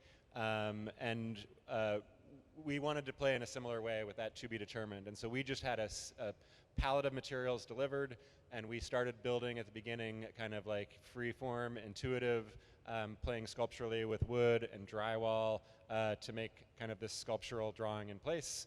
And as we started moving, we started running out of materials, and kind of like it was the snake eating its own tail. So we had to start tearing apart what we had built in the beginning to start constructing something towards the front. There was a time-lapse little thing. So this little curve on the right was a little camera and a battery that just kind of slowly moved, and so it was kind of tracking as we were building. So playing with how we documented that, like trying to work in front of the camera as it was moving, and just kind of playing sculpturally. So the piece from On the Boards led into this project in Louisville, Kentucky, and it's called Small Moons. And it was a really interesting way of creating a portrait and a snapshot of a community through its refuse and through its free stuff for goodwill. We just had tons of calls out and had people scouring for people's objects that they didn't want anymore. We cleaned a lot of it up, put it together, had no other lighting other than the materials that were in there. I think we watched Dirty Dancing like 50 times while we were installing. But the fans were going and the lights were going, and it was a really fun opening for people to come back and kind of see what their stuff. So there was a lot more of like horse stuff and like Kentucky-centric objects versus the one that we did in Seattle. And then, you know, because there's three of us, we pull each other in a lot of different ways. Our original love of art making is making objects, making sculptures, making things. And so working with the three of us has been really good to work big, but we also do work on individual objects. So these are bathroom mirrors that we source from bars that we really like, and then we take them, bring them a new mirror, kind of ask if we can trade out, and then we scan them, copy them, and make reproductions. So we're silk screening, acid etching solution, recreating all the stickers, having a CNC machine scratching all the scratches. So these kind of throwaway garbage objects become something more valuable. And that leads into a lot of the object making that we do with bronze. So things that you see every day in your life, like security cameras or stanchions or mirrors, we want to elevate these objects and take that craft and that casting skills that we have and turn these objects that are, you know, you wouldn't think twice about as something beautiful and gorgeous, but elevating it into some sort of awesome, beautiful object. I love that piece a lot. And just little tricky casting skills and methods that we learn to recreate something that you don't really think twice about. The switches and plugs are great. A lot of collectors have had those installed in their places, and you know, they're kind of little jokes as well. This is a cast mop, spray bottle, hammer, a lot of tools that we use in our everyday life. And this is a piece called Key Party, and it's 3 keys, each to our own places. So as a collector, if you buy this piece, you conceivably have access to our apartments or houses. Just the trust and that relationship that you've developed with a collector. It's a cast American flag. It's called Made in China. A plunger. Yeah, this piece is called Movement. This is a can of dirt, the roller and paint tray. We really love this piece. There's a lot of tricky casting in here. To make it right, this is called Under the Rug. What do we call this one? Solid gold. And so this is a cast bronze disco ball, and it weighs about 85 pounds. And it really is dealing with the actual inherent material of bronze, so when you hit it with a light, it does reflect just like a disco ball. This is called Self-Portrait. It's kind of a more mature piece of instead of a Sears portrait. It's like how we felt after, 15, 16 years of working with each other. Again, playing with the inherent material of bronze and the light quality. These are made just in the way that a cast neon piece would be made. But it's all cast bronze. And one of the openings, we had a couple people say, where do you turn it on? How do you turn it on? And it's really just cast metal, so we're happy with that response. But we made a lot of these, and just really trying to explore what the material can do. This is a piece called Three's a Crowd, and it's was done at the McDowell Colony. We've been to a handful of residencies, and this is, do we have a detail? No. This is all three of us. So we basically would sit, we had a camera and a remote, would put a poker chip down, take one photo, change our clothes, move, and we had lots of different, so off camera there's just a big pile of all of our clothes that we took on the residency. This is a project called, we're not remembering our titles. Ring of Fire. So there were motion sensors on this big pile of lamps, and when you got close to it, it would flicker like a fire, and there was some nice campground sounds as well. But this was fun, and there was a lot of just looking around for lamps for like 6 months. This is called Big Top Grandstand, and it went to Nuit Blanche in Toronto. One of the bigger pieces we've ever made. There's a scissor lift on the back of a flatbed trailer, and the idea was we needed to get this thing to Toronto, but it also needed to be big and circus-like. So this scissor lift would go and pick up each of the pieces as it went up. We were taking it across the border into Canada, in Toronto, and they're like, oh, there's art in there. We're like, no, this is the art. And there was a hard time explaining that, like, this is an art project, not art inside of it. But this was a 24-hour event that happens or actually it's just dusk till dawn in Toronto. That's really fun. And then it stayed up for another 10 days. And then it went to Mass MoCA in North Adams, Massachusetts. And that's an amazing place to see contemporary art. This is a public art project we did for Woodinville High School, and so we were asked to kind of create something that was kind of iconic to that community. It was our first Washington State Arts Commission project, and we went out there and kind of like, we're looking at different sites at which we could do a public art project, and the budget was fairly small and finite, and so instead of doing one thing in the front of the school or wherever that was, we wanted to look at the whole school as kind of a site and do something that was a little bit more installation-wise, and so we did a series of these cast falcons, and these are resin. We actually really envisioned them in glass in the first place, which I think is why it's great to have them here, but resin was within our wheelhouse. And so we did these cast aluminum branches and these cast resin falcons and then placed them in all of these different sites throughout the school, looking out the windows, kind of in the library and different places. And so it was a way to like have all of these little moments peppered throughout the school that were important to us.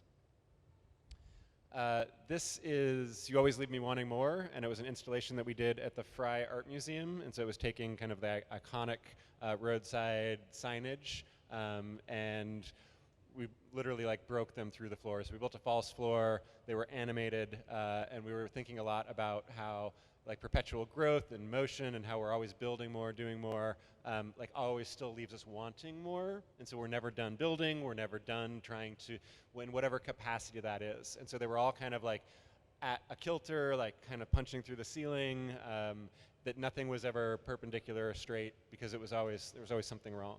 And then it went on to live permanently in a museum and hotel in Oklahoma City.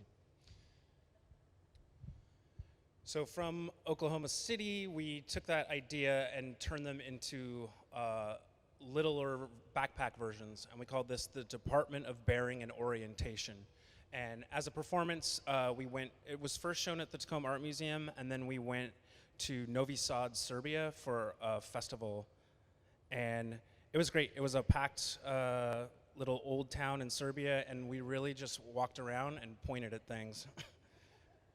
A lot of people are constantly like, what else happens with the performance? And like, well, here we are.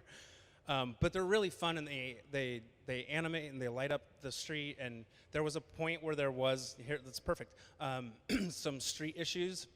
And they're like, we need you up here. And so we went and just directed traffic. And it was like, all right, they're actually functioning exactly as possible. And then we recently did this on the viaduct for their closing event as well. So you've seen a large breadth of what we do. What we're doing now is a lot of bureaucratic public art, longer form projects. So this is a project that's going on Capitol Hill in Seattle, permanent solar piece through the mayor's office and SDOT and City Light. We've been working for the last few years, working on a arts plan for the Grand Connection through the city of Bellevue, and also curated the Bellwether project last year, and we are now creative directors of that project. So the 20 years of learning what we've learned and engaging with different organizations and arts groups has led us into like being able to use these skills and kind of like also all the awesome artists that we've met, give them opportunities, and it's been like a really fulfilling part of our process now. And this leads into a project called Mini Mart City Park that's happening in Georgetown. I'll let John talk about it for a minute. So the Mini Mart City Park is a project that we kind of envisioned about 13 years ago, and we've been working on it ever since. And it was a temporary installation. We were looking at an old convenience store and gas station that we wanted to turn into this little kind of indoor-outdoor park model. And it was when we, as the city of Seattle, like voted to expand the monorail. The monorail went in, and the Monorail Authority, and bought up all these properties, and then did these calls for art to happen as temporary interventions before they tore them down. So we had that idea. The monorail got voted down after like all this process, but we kept thinking about it. And a few years later, we got a small grant from Creative Capital to kind of take that idea and actually propose it as a model for how small sites, derelict gas station sites, could be repurposed for community benefit. So this was the gas station that we ended up finding in Georgetown in 1937, shortly after it was built. This is it about 30 years later. This is it when we signed the lease in 2007. It was overgrown, derelict, and largely abandoned. And it had an insane amount of environmental issues. It was sitting on 40,000-gallon tanks that used to store. It's right across the street from Boeing Field. So during the war, when they camouflaged the roof and they built up Fort Worden and Point Defiance and all of these military bases around Seattle, they were really worried that Boeing Field was going to get bombed because that's where they were creating the B-2 bombers. So as strategic reserve, they buried extra aircraft fuel on our site. It's kind of like, well, if that gets bombed, we need to have some extra stuff. And then it was a dry cleaners, and it just had this long history. So it was a really complicated site, which we didn't know when we signed up for it. But it actually made the project stronger. We went through about a decade of environmental studies, working with the EPA, the Department of Ecology, and the county to kind of identify what's going on, uncover this big plume, and have proposed ways to clean it up in a more effective manner. Ultimately, we had to tear down the old building because it was condemned, and we're rebuilding something that kind of fits the old footprint, kind of has that iconic gas station structure, and it's turning into a permanent arts-oriented community center and a remedial project. And so the building of the building is installing this system of piping below the ground that will inject oxygen down 20 feet below the water table. That oxygen will kickstart the bacteria in the soil that's just kind of dormant there, and it'll start eating all of the petroleum and things in that soil. And then at the surface, as that bacteria digests, it creates its own gases, just like when we digest, we create gases. And at the surface, there's a system of pipes that then pull that vapor up and back into the building, and then filters that even further. And so the creation of this community center and this art space is actually fundamentally like cleaning up the soil in the process. There's a lot of issues with environmental remediation, that small sites like this are too small to like do anything other than dig up that soil and ship it somewhere else. You can't like treat it on site, you can't dig it up and put bacteria into that. So this was kind of a way for us to like be responsible to say, if we had to dig this up and move it, it would have consumed far more petroleum, it would have put more pollutant into the atmosphere than we were trying to clean up in the first place. And so we're trying to create something that's a little bit more responsible. Instead of spending a couple $1 million on cleanup, we're spending money on building an art space, and that art space is, over the first 3 to 5 years, going to clean that soil up below cleanup levels, but it will constantly be improving the groundwater and the soil below the site. We're a couple blocks from the Duwamish River, which is one of the nation's largest Superfund sites, and all of our groundwater that's coming from I-5 and coming upstream from us is still going through those old river channels and going to the Duwamish River. So this is collectively like making a bigger impact, and I keep going a little slow. So one of the things that we started doing as artists, like partway through this, instead of just like the bureaucracy of navigating that, is we started canning and selling the dirt. Playing off of like Warhol soup cans and a lot of other artists that have played with the idea of commodity over the years. And so we actually started canning it. We're selling them for $25 a piece, and every piece, every 16 ounces that you take home with it, you become a steward of that. You kind of own some of that, but it also helps to pay for the cleanup that's ongoing. And we could talk for a whole hour about that project, but we can talk more about it at the end. And so this is kind of shifting into our glass work. In 2016, we were so fortunate to get an artist in residence at Pilchuck. And as artists who have been in the Northwest and knew nothing about glass, it was so thrilling. We worked with Raven and Liesel, and they helped us just realize a bunch of these objects that we had traditionally done in bronze. We'd have a lot of playing with the idea of 3, so 3 stems on the wine glasses, and a pipe there that can only work if 3 people smoke it, 3 handled mugs, some just bigger, that's a pretty decently sized, oh, I found it, light bulb. Yeah, disco balls.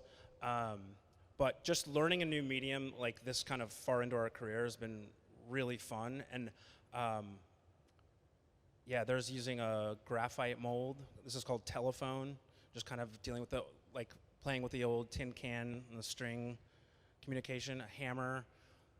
We really love this wood grain, but we had such a good time working this week that we think Gabe might have bested Raven on his wood grain skills.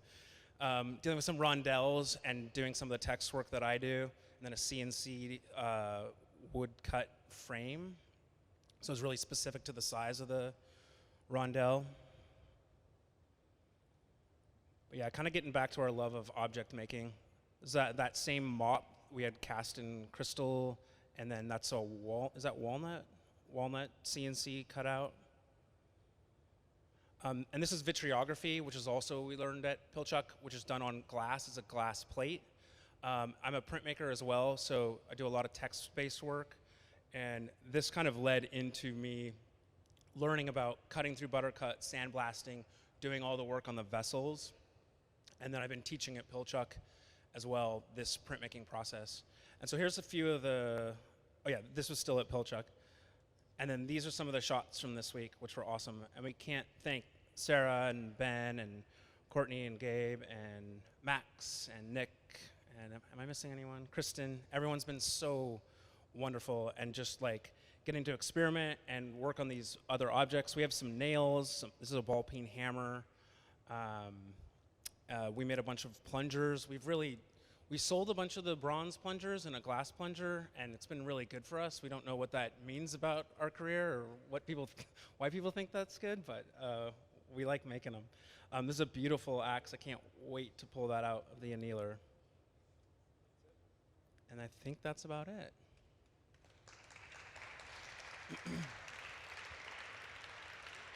And I think we have time for some questions. if you are interested in asking. Yeah, what's up? How did we make the glass look like wood? Well, one of the things that's interesting about being here is like we're learning as it's happening. So from the way I would describe it is a couple different glass powders. They made a ball, gathered a ball of glass, wrapped a thin like string of glass around it, rubbed some more dark into it, coat that in another thing of glass, and then gradually stretch and pull. And those colors, you know, if they're a circle, when you pull them, it turns into that wood grain. And it was just so beautiful to watch. Anything else? Well, again, thank you so much for having us. And then if you want to know more about our Mini Mart City Park, it's minimartcitypark.com. We're still in the fundraising aspect, and we're hoping to be open in around a year. But yeah, we do a lot of different kind of things, and we're just so honored and feel blessed to be here, getting to have like amazing artists help us make work. So thank you.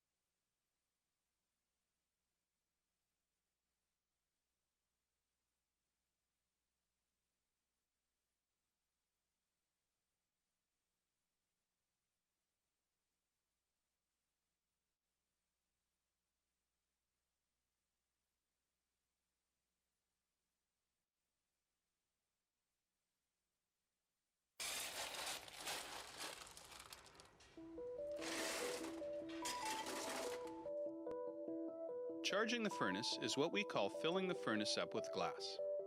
Glass cullet is washed clean and loaded into tubes for filling. Here at the museum, we don't use recycled bottles. Instead, we melt cullet that has been specifically designed to make blown glass art. The primary ingredient in glass is silica sand, or silicon dioxide. The other two main ingredients are soda, or sodium oxide, which lowers the melting temperature, and lime, or calcium oxide, the stabilizer. Once the cullet is loaded into the 2300-degree furnace, a rake is used to level the glass for even melting. The furnaces at the Museum of Glass hold approximately 1,000 pounds of clear molten glass and run continuously 24 hours a day, 7 days a week.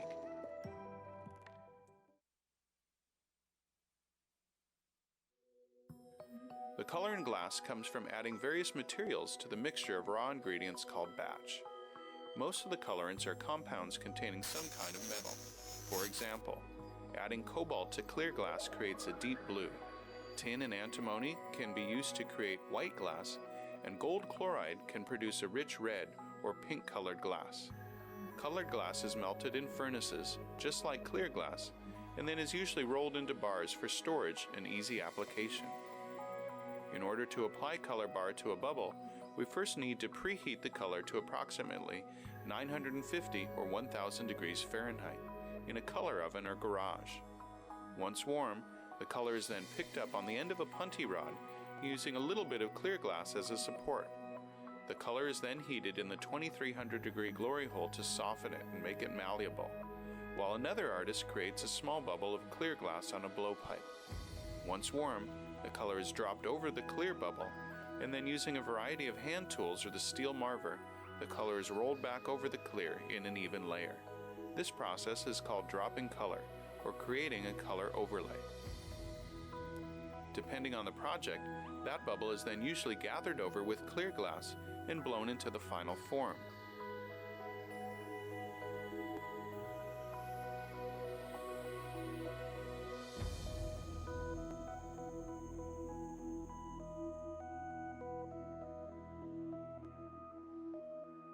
The finished product may appear to be all made from colored glass, but when viewed in cross-section, we can see that there is only a thin layer of color sandwiched between many layers of clear glass.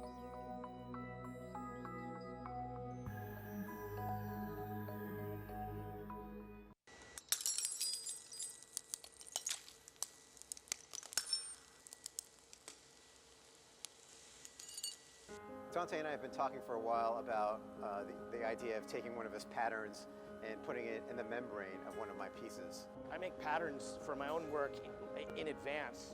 So I had half a dozen of them or so in the studio. It's the end of my glassblowing season.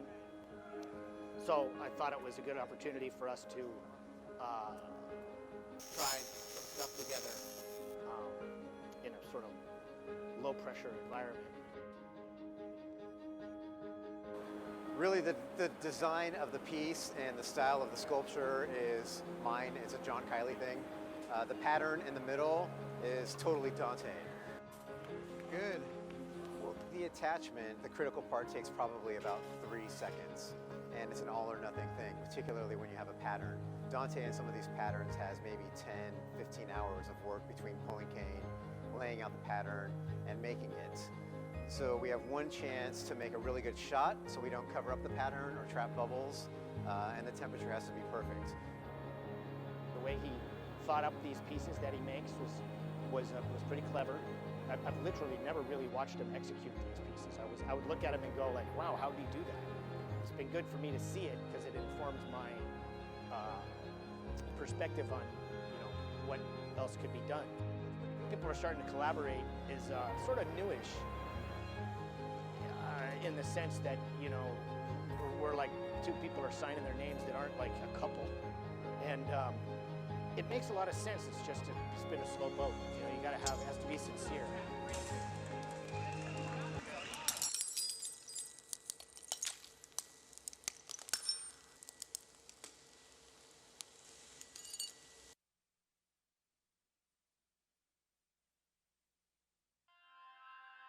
To fabricate a scale model float plane out of glass, takes tremendous effort. Figuring out the exact proportions of the propeller, the length of the body versus the wingspan were all extremely difficult. The Legacy project started off as a collaboration between the Museum of Glass and the Murdoch Charitable Trust. We were commissioned to design and fabricate a glass airplane to commemorate Jack Murdoch. We started by overlaying two contrasting colors of glass that would later show the design elements in the plane.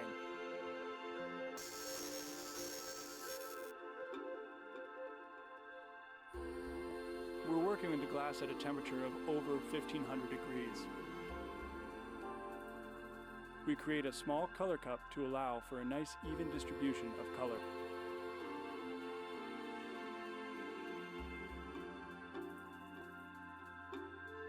The colored cup was then stuffed with clear glass to give us enough mass to make the body or the fuselage of the plane. Glassblowing is a team effort. Here at the Museum of Glass, we're unique in that this team has been working together for over 10 years. Each member of our team played a specific role in the creation of the plane. We use a variety of tools to shape and design the body.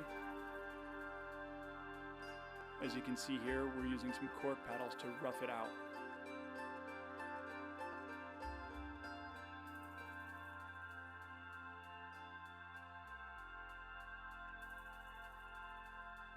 The body is then transferred to yet another blowpipe so we can finish up the tail of the fuselage.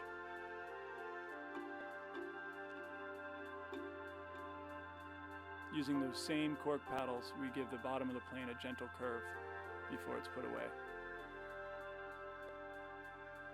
After the plane is finished being formed, it's put away into an annealing oven to cool for several days. Once the fuselage was made, we moved on to making the pontoons. We decided we needed to fabricate a steel mold to allow us to make multiples.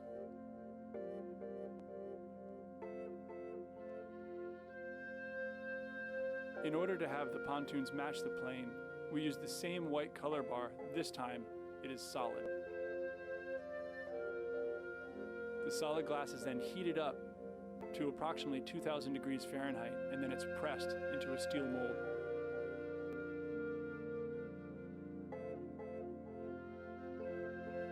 The pontoons are then put into another annealing oven to cool down.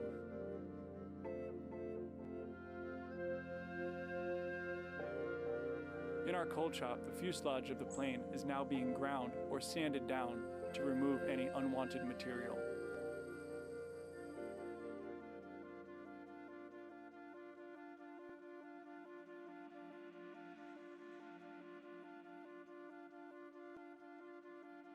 We then taped off the plane, and using our sandblaster, we revealed the tail numbers, the windows, and the pinstripes on the fuselage of the plane.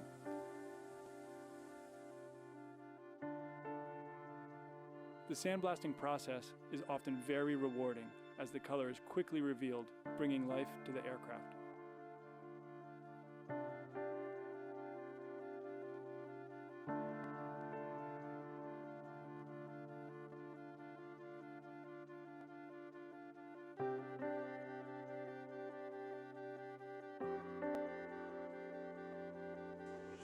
After being sandblasted, the planes were then returned to the cold shop to be cleaned up and polished.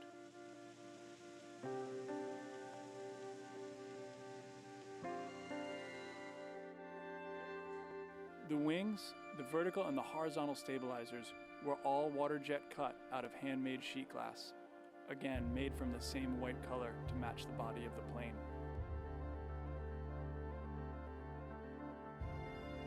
Once the glass parts were finished, we fabricated a small steel structure to hold the pontoons to the body of the plane.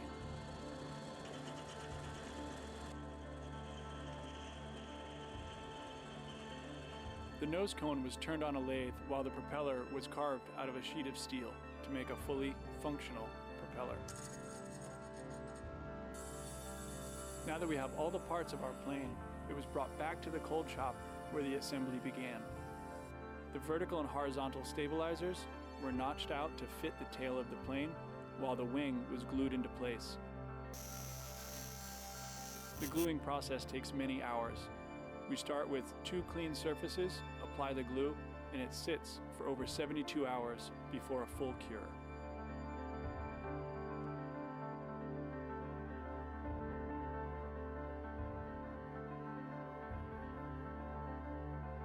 It was an honor and a challenge to work on the legacy project for the Murdoch Charitable Trust.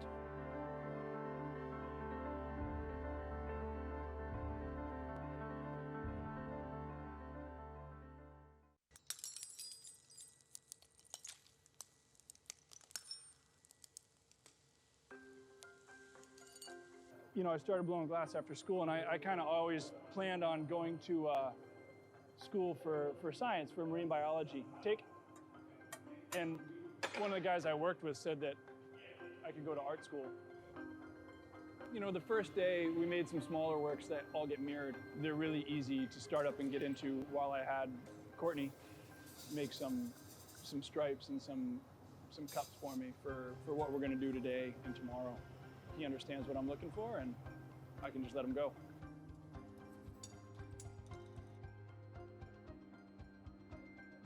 I had a list of these new patterns that I wanted to try, and they're super time consuming to do. So if I'm working on my own with one other person, it would take me so long to move through these ideas. Earlier this year, I did a project based on shellfish in the Puget Sound in our warming waters, and you know, more red tide, less days to harvest, all of those things. So I'm going to try and relate some of the forms that we're going to make to that. So we're going to work on strictly making sort of a form inspired by a mussel shell. I think what I've discovered about what I like to do and who I am is I'm a problem solver. So I like to try and figure out how to make things. I wanted to explore these panels that will be cut up into shapes afterwards. So no longer just a rectangle, but trying to use some of the elements in my work that reference microcosm and take them out of their square format and make some interesting little shapes. My plan for the week is to sort of approach these 3 projects and push each one of them a little bit, so that when I walk away from here at the end of the week, the potential to have a few pieces for some gallery exhibitions, as well as some new work to push towards these more project-based work as opposed to gallery work.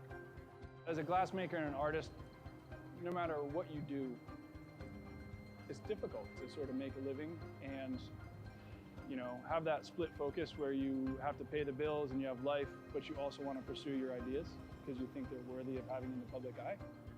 So I think when we're working here 40, 50, 60 hours a week for other artists, we're essentially these tools to help them realize their idea. And we do that for 40 to 50 people a year. You know, you want that opportunity too. And I think we work in the public eye. There's a lot of folks here who come in every day and watch us. Hey, how are you? Nice to see you. You know, they ask us about our own work. So it's important to have that support to be able to explore a little bit of our own work. So glass is flexible, glass is rigid, it's fragile, it's durable. It's a material that can be just about anything. Certain aspects of my work, I try to use all the inherent properties of the material in each of those pieces.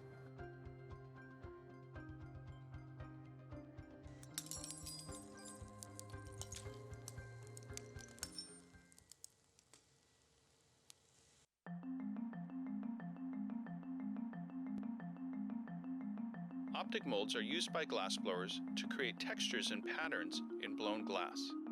Nowadays, most optic molds are made from aluminum, but in the good old days, they were often made from cast bronze.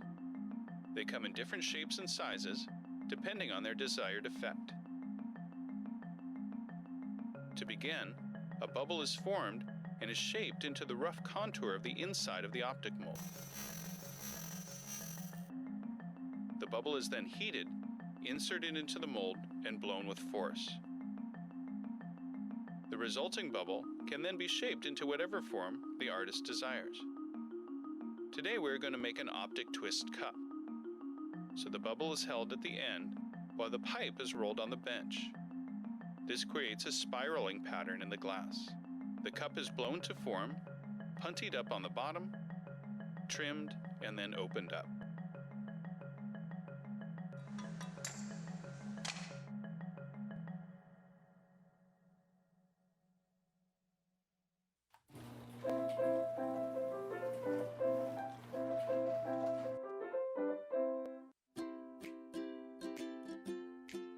My name is Henry Johnson. I'm 12 years old. I enjoy music and art. The week the Museum of Glass opened, my parents became members, and I've been going there since I was born. Henry's our oldest child, and from the beginning he liked to design things because he would come up with plans and build things and figure out how things work. Exposing our kids early to art is a big priority in our family. I really enjoyed the Glass Museum at all ages. Like when I was younger, it was just cool. So there's like fire and Not only exposing them to art, but also to actually watch real artists making art. Kids Design Glass is a program at the Museum of Glass where you're able to draw a picture and give it a name and a story about it. And then if your drawing is selected, it will be made into a piece of glass. Ever since I could really move a pen in my hand, I've been just doing drawings for the Kids Design Glass. The kids, they get into the studio and they've got to come up with this idea because they really want their design to be chosen. It's helping trigger that initiative for kids. It's really making them think differently instead of something being spoon-fed to them. They're coming up with this original idea. How many Kids Design Glass drawings do you think you've done?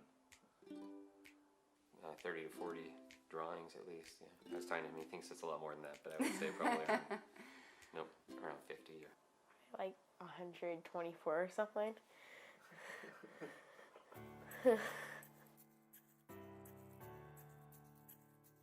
Every time I go to the Glass Museum, to get there, I go over the bridge, and I always walk under the Bridge of Glass. Bridge of Glass is secretly a car. I think that's what it is. Kind of just looked at the Bridge of Glass and thought, what else could it be? It was just out there, that if you kept doing it, maybe you'd get chosen. Glass. I'm going to put all these, I'm assuming these are all the little things. Gabe told me that they were excited that it would be fun to make the pieces of glass in the bottom of the bridge. And I think there's a lot of mystery about art for kids. They only see the final product. They might go to a museum, but they don't really know how it became the piece that it is. And I think it's the neatest thing I've ever seen any museum do. I think the coolest part of them creating my piece was they take clear glass, roll it in different color shards to create the pieces on the bottom of the Bridge of Glass. So they're treating these kids who did these designs like world-class glass artists. They're the visiting artists, and they might be 12, but they're the artists, and they want to make sure that they're doing it exactly how that child envisioned it. My drawing being selected for the Kids Design Glass program gave me confidence and pushed me to become part of the Jason Lee Middle School glass program. I knew it. What do you think, Henry? I knew it would work. He's so excited. So he's going to start doing the Hilltop Artist Program, where Monday through Thursday after school, he'll go and he'll work in the hot shop. Really enjoy watching glass come together into pieces of glass, and to be able to do that myself, I really wanted to fulfill that. It all started with that exposure, really young, to the Glass Museum. It'd be really easy for a museum to only focus on professional artists, not get involved in the kids, but the Museum of Glass is creating many generations of people who love art and are connected and feel like art's something they can do.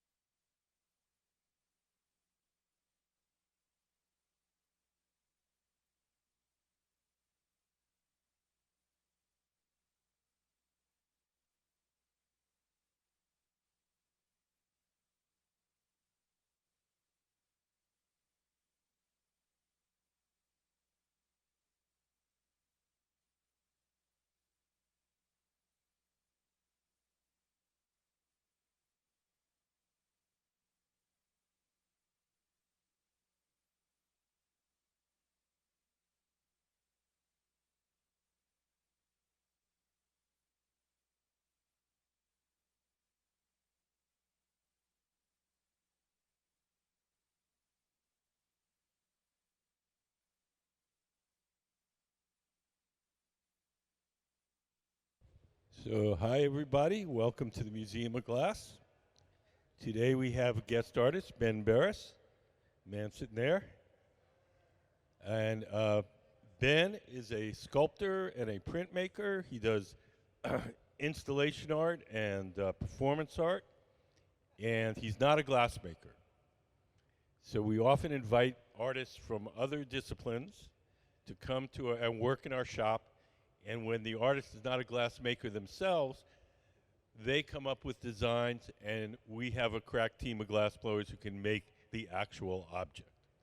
So the people you see actually handling the glass on the floor will be our resident hot shop team of glassmakers. They're super skilled. They probably have an average of 20 years experience making glass. Don't let their youthful good looks and casual dress fool you. You're in the hands of professionals. So just to get you started, I'm going to give you just a very brief introduction to how glass blowing works. Everything that we do starts out in our glass furnaces. So where you see the machines with the doors closed, there's one on each side of the studio, those are the glass furnaces. If you look up on the big screen, you'll see a diagram. That's what they look like inside. So each one of them has a big ceramic tank, and in that ceramic tank is 1,000 pounds of melted glass. We keep the melted glass at 2100 degrees, and at that temperature, the glass has the consistency of honey. So if you can imagine a giant crock pot full of honey, that's what our furnace is like. When we want to get it out to make stuff, we take one of those steel pipes, and we dip it into the molten glass like you dip one of those wooden honey dippers into a jar of honey. We dip it in, twirl it around. A little bit of the glass sticks to the end of the pipe. The pipe is hollow, so when you blow, it blows up like a little balloon. If you want to make something larger, we dip it in, blow a little bubble, let it harden, and then we dip it in a second time, or a third time, or a fourth time, until we have all the glass we need to make whatever we're making. All the glass that's in those furnaces is clear. It has no color. We buy colored glass in various forms, and then we melt colored glass onto our clear glass. We can buy it in little bars. We can buy it in little chips called frit, or we can buy it in powders. So it's just crushed up colored glass. And we just melt that onto our glass, and the object appears to be colored. But it's really only a little thin layer of color on the outside, like an M&M. So we're going to start this. We're going to make these objects. We're going to start making them out of clear glass, and then we're going to powder them, and it'll look colored. So we made a bunch of objects for Mr. Beres. Ordinary objects, sort of scaled up and made out of glass. So all these rusty nails here are actually made out of glass. We've made toilet plungers. We've made a hatchet. We made a ball peen hammer. And the last thing of the day, the one we're going to make this afternoon, is going to be a sheetrock screw.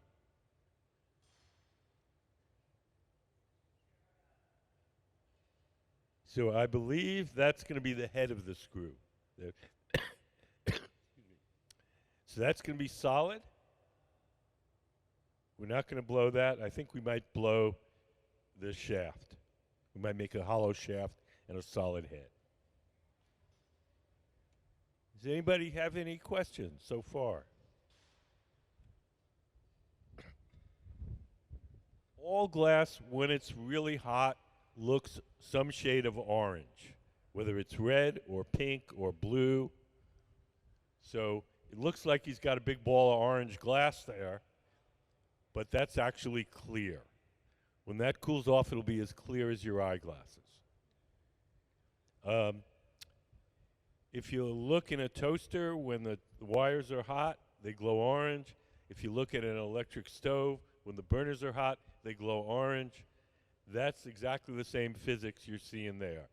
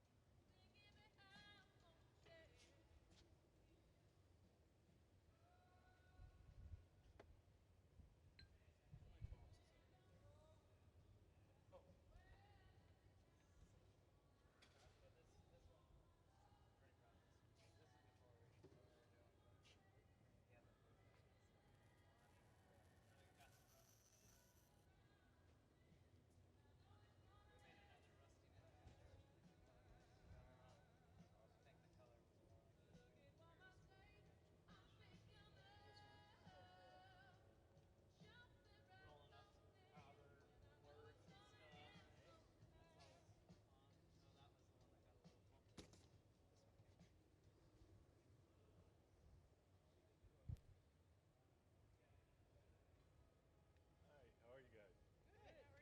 Good, good. You guys have any questions you want to know? What's he putting on there now? He's putting on the powdered colored glass.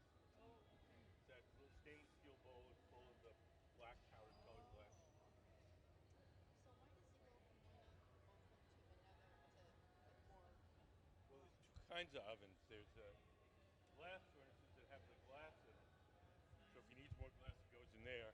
And the round ones are just for heating and softening the glass. They have no glass in them. So if he just needs to shape it, he goes into one of those big round ones. Those are called Glorians. If he needs to get more glass, he goes into the glass furnace. Oh, okay. Is there a picture of the final design? Well, it's a sheetrock exhibit. No, I mean for all of the pieces. Is it? Oh, they're not all going together. Oh, I thought they were a composite kind of a sculpture. Okay. They're I see. individual things. I see. All right.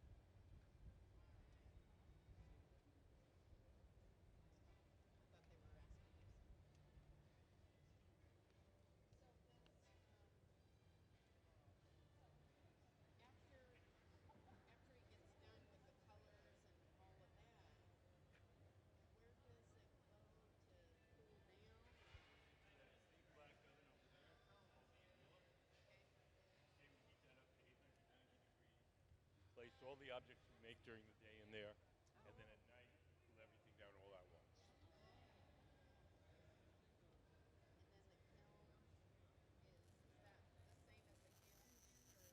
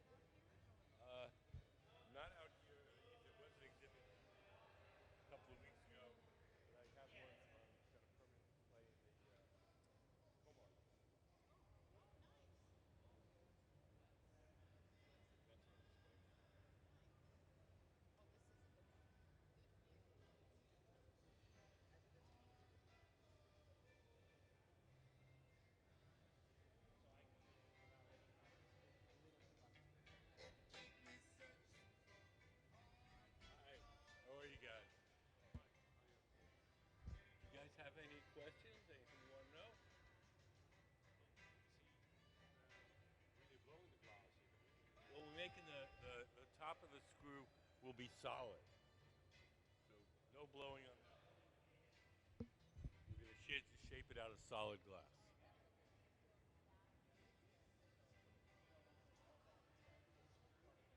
Sheetrock screws.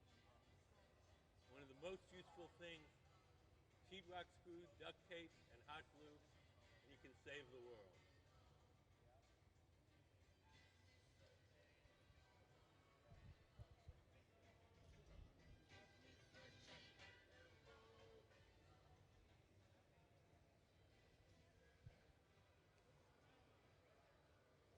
So right now, Max in the gray shirt is rolling the glass in black glass powder.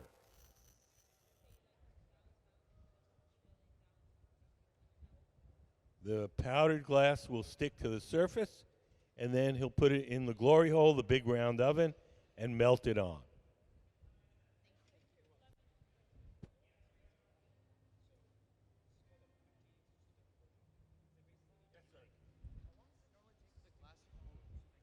How long does it take for the glass to cool?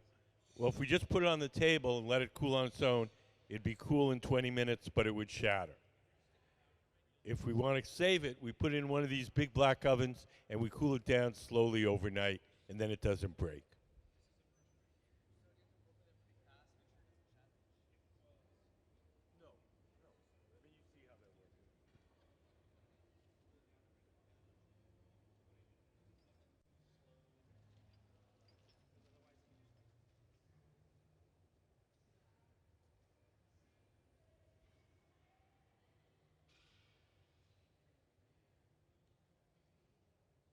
Hi, how are you guys? Good. You guys have any questions?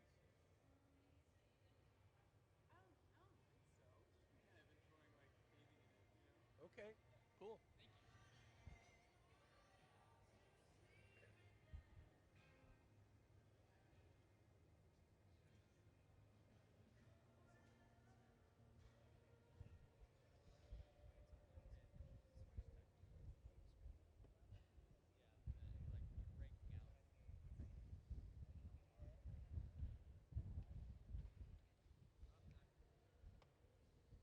So now Gabe is shaping the glass. Gabe is the man in the center with the black hat.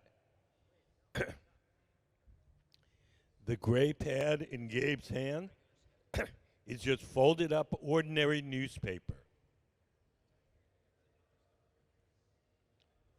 So it's just a pad of wet, ordinary newspaper.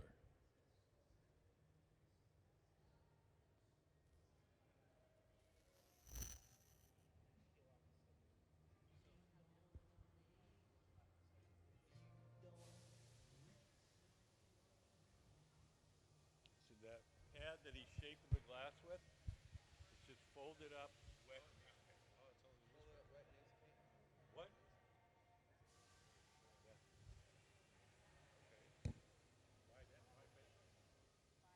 It's free and it works.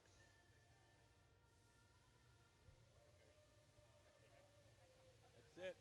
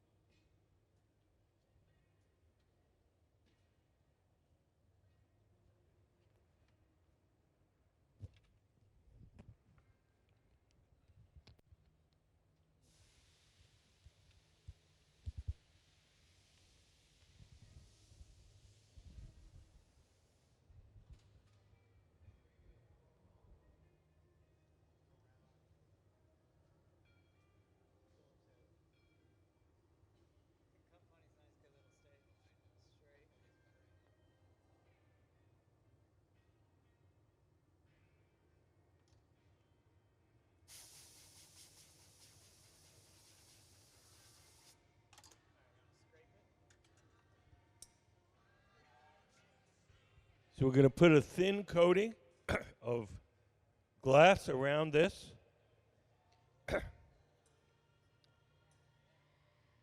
So Max is going to dip it into our furnace, our tank of molten glass. He's going to drip off the excess into that steel can. We'll save that. That'll go back in the furnace eventually. And then we're going to try to push off as much of that clear as we can so that we just have a very thin layer of clear glass on the outside of the object.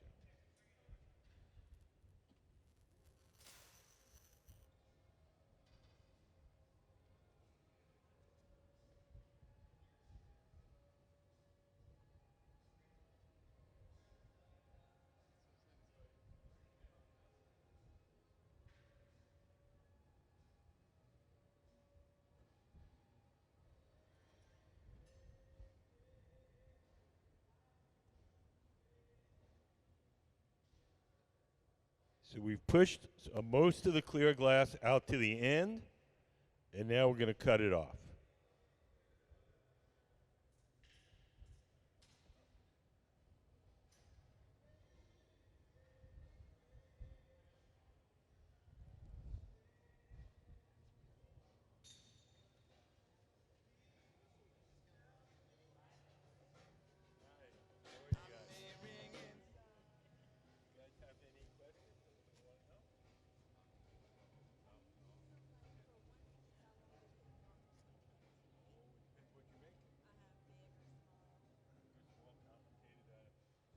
Take about an hour and a half.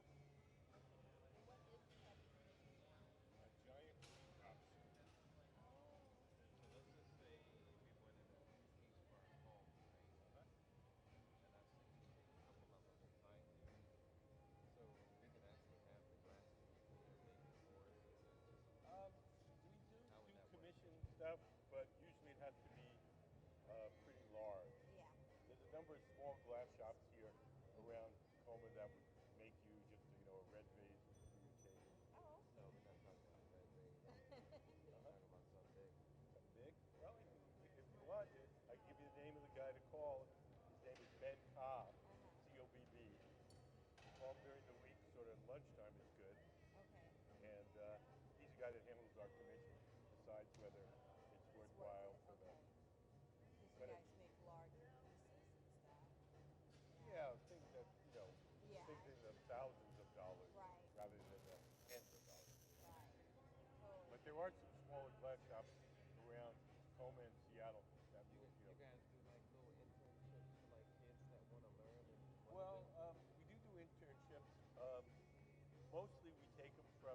There's a program in the Tacoma Public Schools. Okay. Are you guys local? Yeah, we're Fort Wills. Okay. Well, there's a program in Jason Lee Middle School and Wilson High School. Okay. And then you can learn glass blowing in the public school. Wow. And so that's where we get most of our young interns. Okay. This guy, the tall guy, Uh-huh. he's our intern for this month, but he came all the way from France. Oh. He's already a professional glass blower, but he came here to learn more. More. Yeah, you never have enough knowledge of it. Yeah. How long have you been in the business? 40 years. Wow. Are you retired or you still do it? I don't do this anymore. He's teaching younger folks. Well, not that. I do glass enameling. Okay. Oh, doing that. Okay. The greatest glass blower in the world. He's 85. He started when he was 11. He's still the greatest glass blower in the world. So Yeah. you can do it way into your old age. That is good.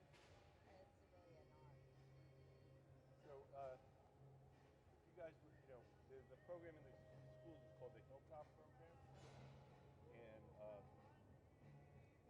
I think they have. Because she goes to Woodbrook Middle. Right, but I was going to say their program that happens during the school day is only those schools. But they have an after-school program where people from other schools can get in. Oh, okay. So Yeah, so I'll have to look that would into be the that. best shot for someone who's learning. Okay. You have very many females that do this? Yeah. Well, I mean, it's mostly male. I would say probably 75, 25 male. What about me? Can I learn? You could. Yes. We don't. We have the only classes we have here are for military personnel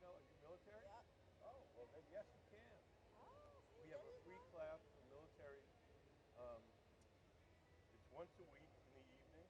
Okay.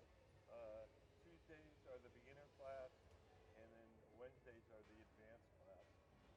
And if you just leave your contact information at the front desk, uh, they'll tell you all about it. We're sort of coming to the end of the spring class, but we'll be doing it again in the fall. Oh, so best time to sign Yes. up. Yeah, so yeah, it's free. We have really good teachers. And I can be, by the time I get You're done. not going to be a professional by the time you finish. No, you're not. I mean, the He thing is, thinks he is. it's very much like learning an instrument. Right. So you really can't get good at it unless you really practice. Right. So once a week isn't gonna do it for you, but you get to So like- try it, so like- make some stuff. So like, let's just say I do it, right? Yeah. And I want to, on my free time, besides coming, on Tuesdays or whatever days you decide to come, I want to, say I took a week off from work and just want to, increase my trade. I wouldn't have an oven, so what's the best thing? Well, I mean, um, we have a whole program going here, so you can't come here and do it, except the nights of your classes. There's a number of studios around here that rent time. They rent their shop and work in there. Oh, okay. And You can come here and learn and rent a shop and continue to practice. yeah. I mean, the best thing to do is to get a job, and where you do it every day, and if you're going to really develop your skills. So, I mean, just like, if you had a piano and you couldn't practice it, you'd never get too far with it. Yeah. I mean, the way I think is like,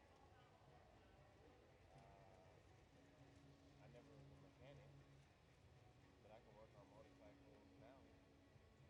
So I Yeah, figured, well, this thing is, it's very much like learning an instrument. You really have to practice. Yeah. I mean, and You that's what might, happens to me over the you years. know, take to it quickly, but But to actually design something, to it really, takes a while. yeah, you have to. I mean, it's like sports, or Yeah. you couldn't become, a great soccer player or a basketball player without, playing all the time. Exactly. So when he had cut that glass off and it fell on the floor, is it because it cooled down so it made it turn back to white, and then after that? Yeah, the orange color you're seeing is the glow from the heat. Right. So it's like when you have, so all glass looks orangey when it's hot. Okay. That glass is black. And so it's like in your house where you have an electric stove, Yes. the burners are gray. When you turn them on to cook something, they get hot, they glow orange for a little while. Turn them off, they cool down, they go back to the original color. So that's what you're seeing here. You're seeing the glow from the heat. So what color did you originally use for that? It's clear in the middle, it's solid, and it's black on the outside. So when it's all said and done, well, it's going to be Black. black. Okay. Like that. Okay. Yeah. Yes, it's going to be like that. Okay. So cool. It's an awesome place. Good. Glad you guys are enjoying it. Yes, we are. You know about we have a contest for kids. Yeah. We have something that, like, just like the one where you, like, draw. Mm-hmm. That's the thing I was asking. Oh, and that's what we saw in the hallway, Yes, all those? exactly. Okay. Who's going to enter it? I don't. You don't want to enter it now? Where does she enter that at? Goes into our little art, go to the lobby, look to your left,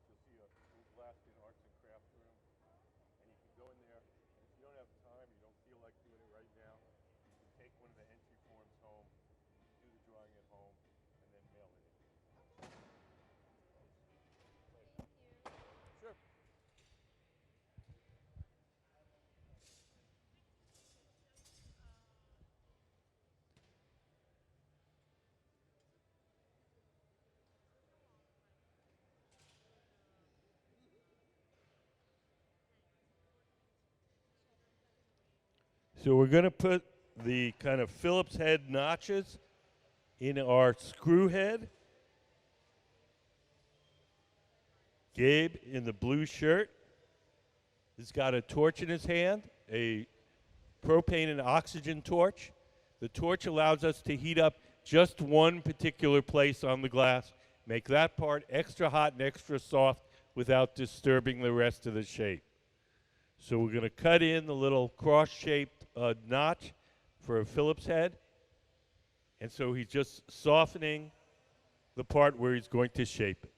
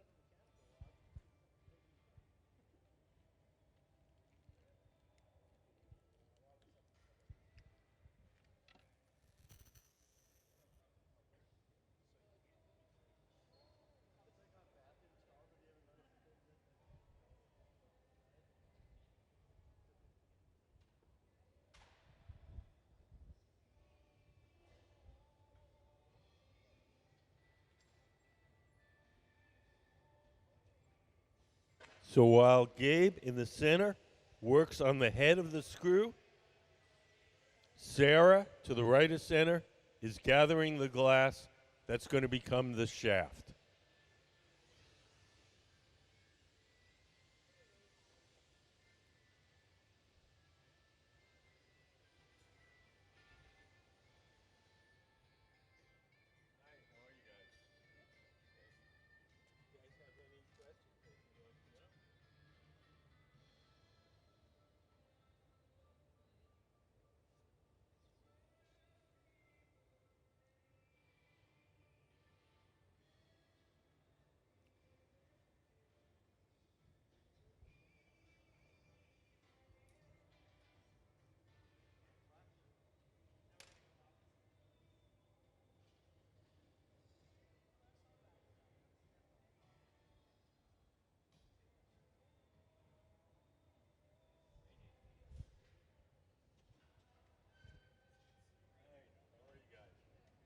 Good.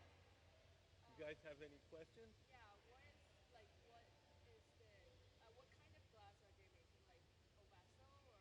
They're making a giant sheet metal screw. We made our guest artist wants us to make glass versions of everyday objects. See, we made some plumber, we made some plungers, we made some rusty nails. And the thing he wants us to make this afternoon is a sheet metal screw. So that's the head of the sheet metal screw.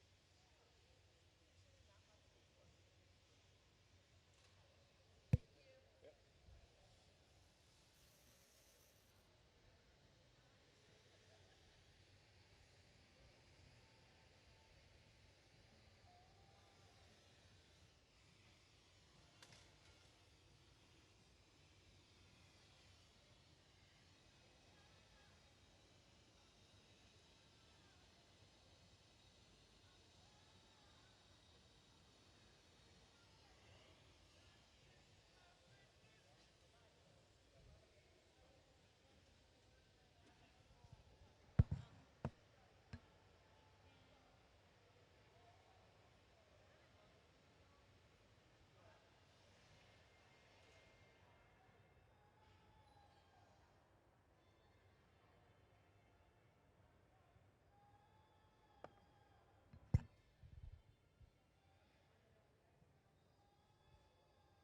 So over on your left, Sarah, sitting down at the workbench, is making the bubble that we're going to use for the shaft of the screw. So we make this thing in two parts. We'll make the screw head separately. That's what Gabe is doing in the center. And Sarah is making the shaft.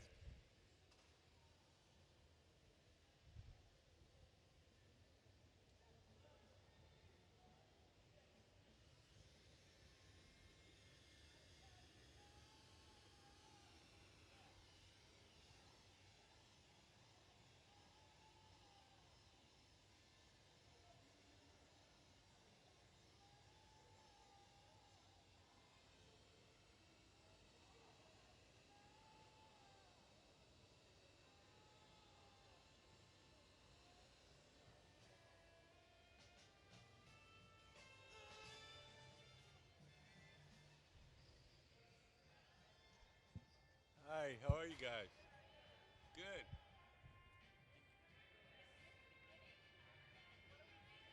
We're making a giant sheetrock screw. That's the head of the screw, and Sarah's going to make the shaft.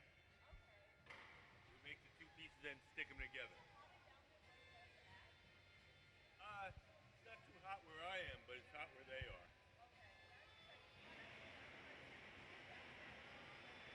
What?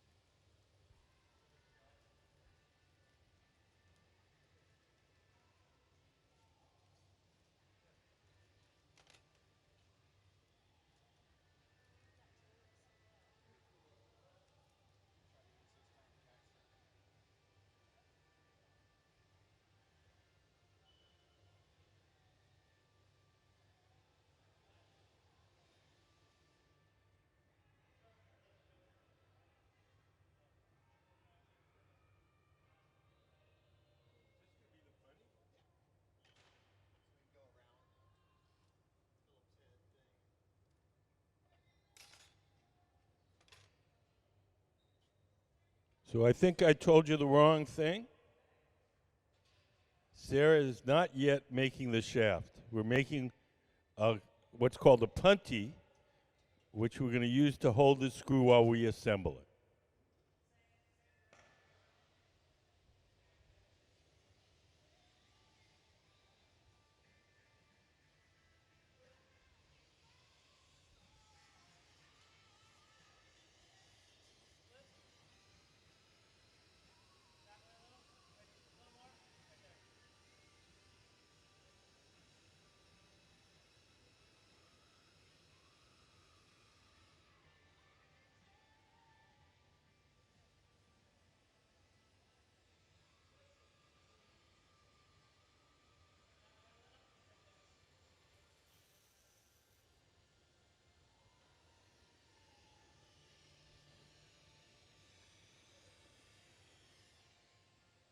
So in the center, Gabe is carving the little cross notch that you have in a Phillips head screw.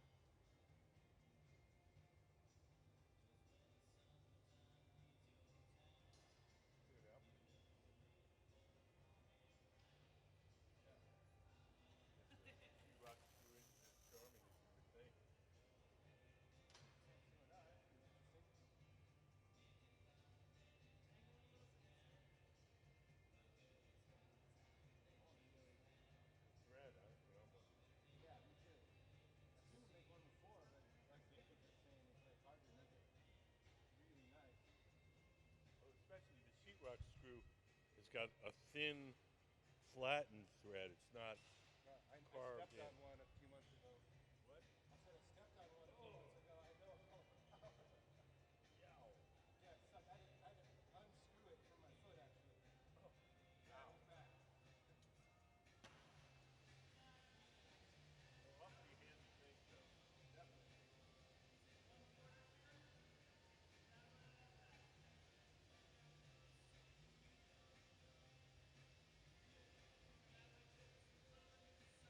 Was it sticking up from a board or something? I stepped off the ladder and it was just resting on the concrete just perfectly. Oh my God. Yeah.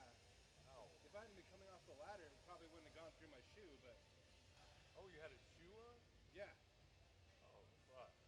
Yeah. It was gnarly.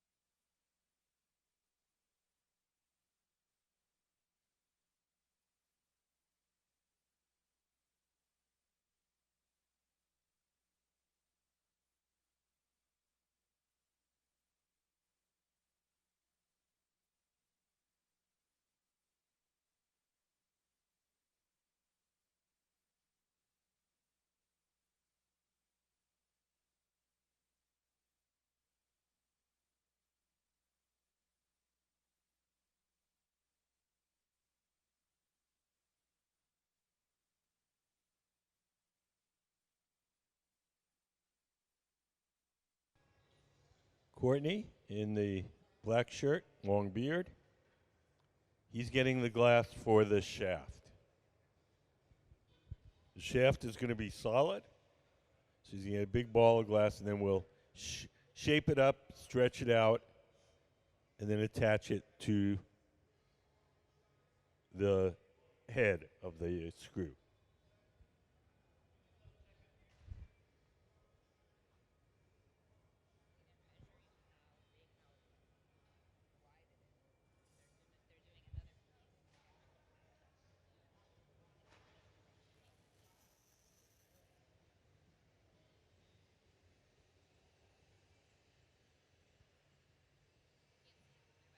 So Sarah, over on the far left, she's made a little kind of hollow cup shape we're going to use to grab the top of the screw.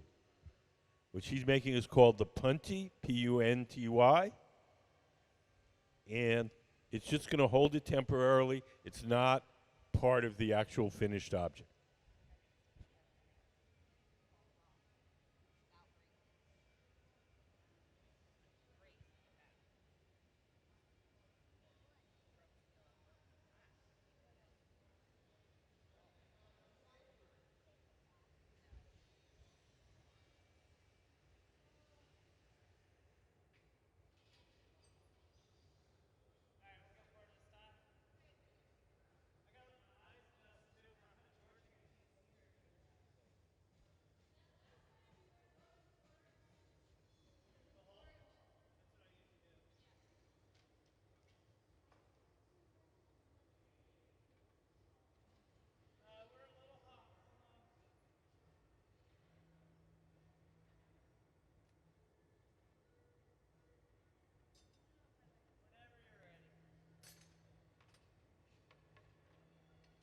So here comes Sarah with the punty. And we're going to just attach it temporarily to the head of the screw. It's going to act as just a handle so we can hold the thing. So we'll break it off the rod it's on now and leave it stuck to the punty while we assemble it.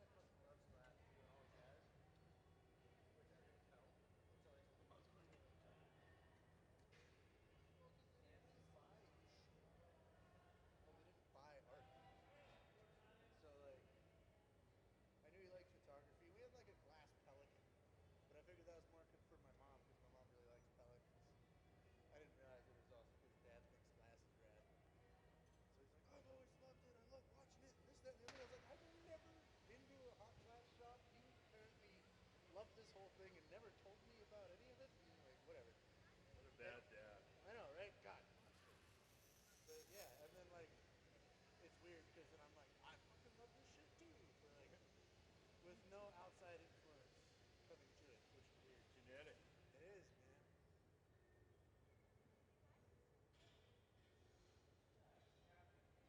But yeah, it was kind of cool. And then I got to find out exactly how long it takes to live stream to reach Concord, California.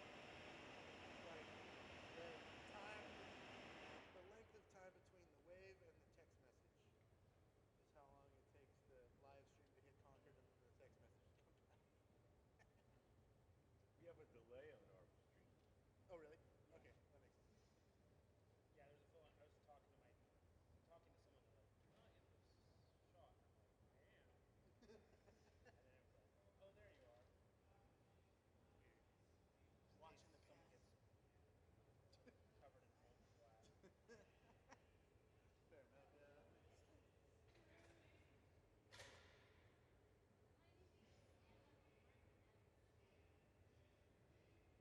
So we're going to put the head of the screw in that silver oven over there with the curved side. That's called the garage. We call it the garage because that's where we park stuff until we're ready to use it. The garage operates at half the temperature of the furnaces. It's hot enough to keep the glass from breaking, but it's not so hot that it makes it soft. So whatever goes in there stays warm, holds its shape. When we're ready to use it, we'll pull it out, heat it up a little extra, and stick the parts together.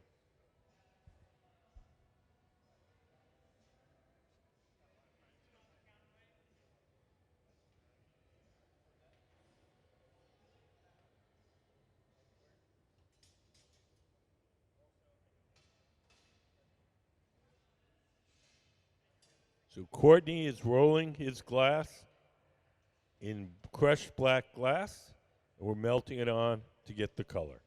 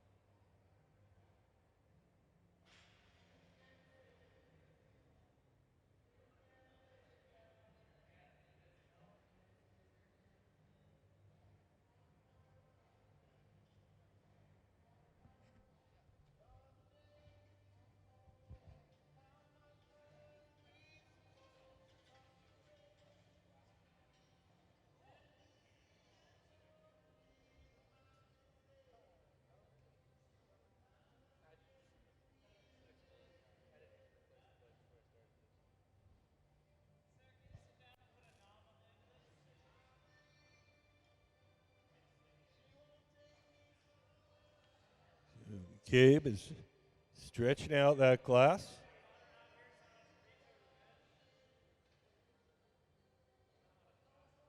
We're going to make a little, squeeze it a little bit, make a little knob on the end. And we're going to use that to stretch it out.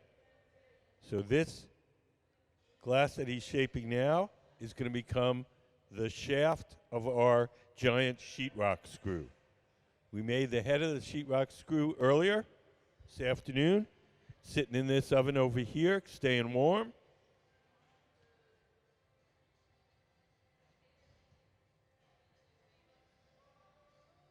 Gabe is shaping it on the steel table called the Marver, M-A-R-V-E-R.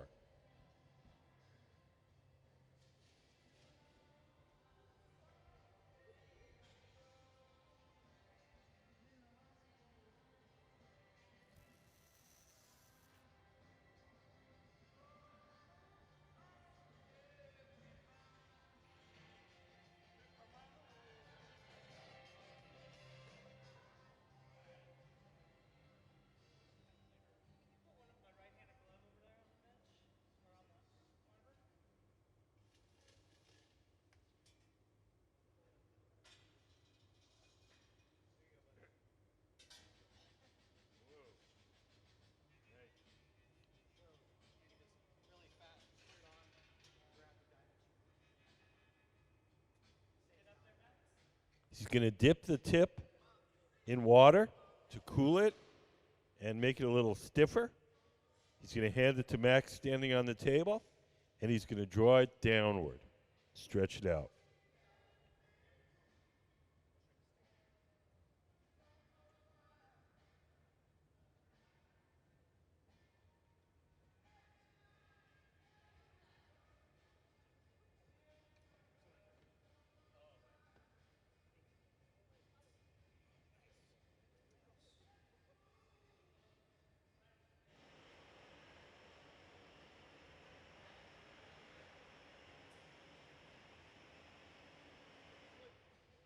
So we're going to make a little notch in the glass so we have a place where we can break it away from the metal pipe.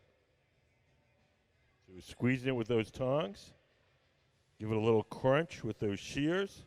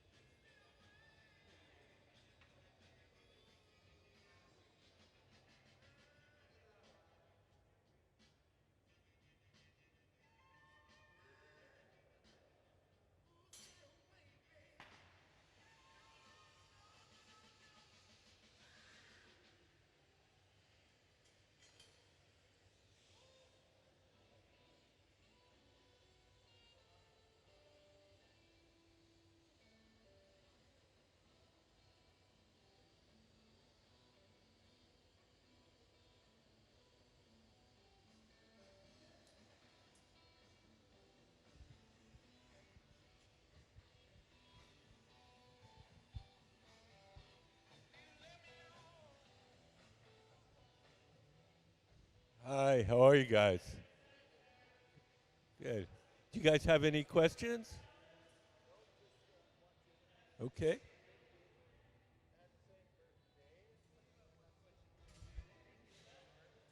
What? No, they're making a sheetrock screw. That's the chef. See our bent, rusty nails here?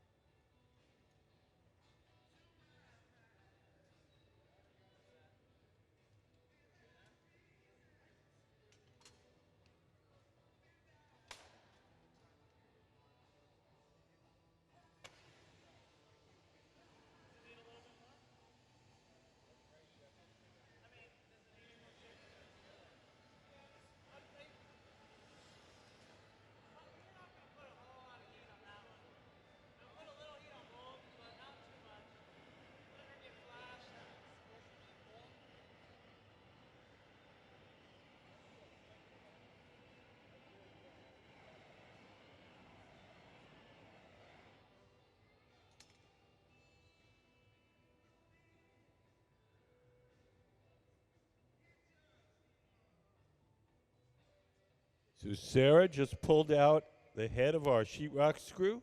She's going to warm it up. I think we're getting ready to attach it.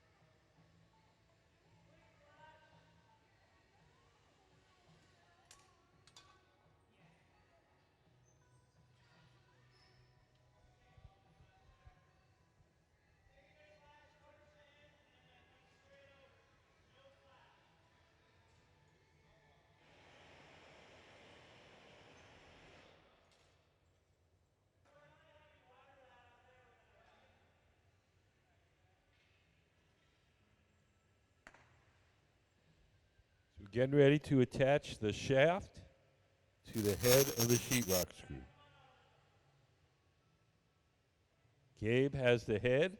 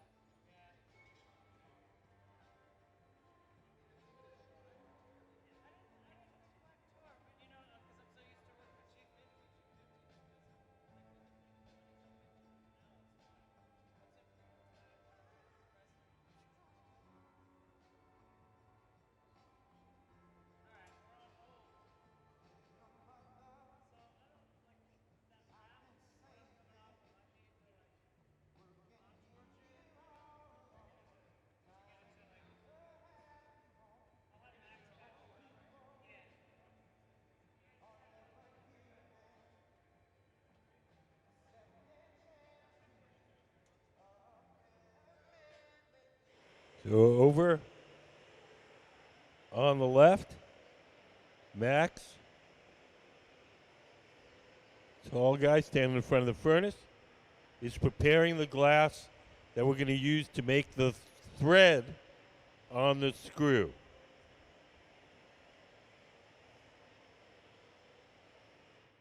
He's handed it over to Gabe in the black hat. And Babe is going to heat it and shape it so that it draws off evenly.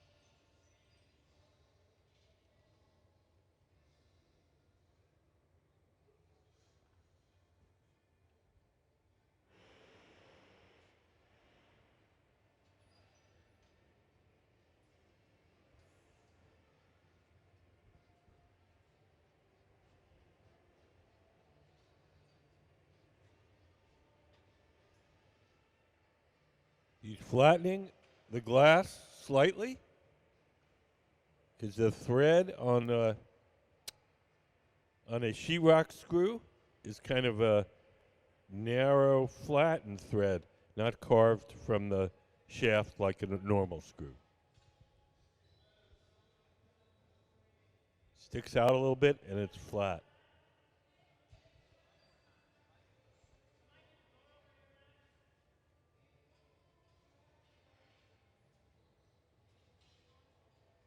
If you want to get a good picture, you probably should be on that side. Yes, that's the thread. He's trying to get the cross section narrow and flattened, and also get it tapered so that it draws off.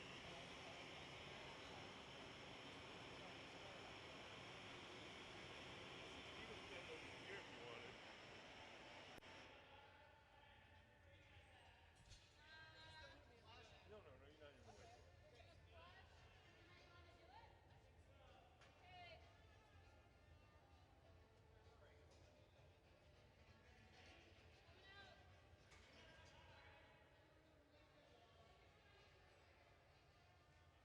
So this is probably the trickiest part of the whole thing is winding on the thread.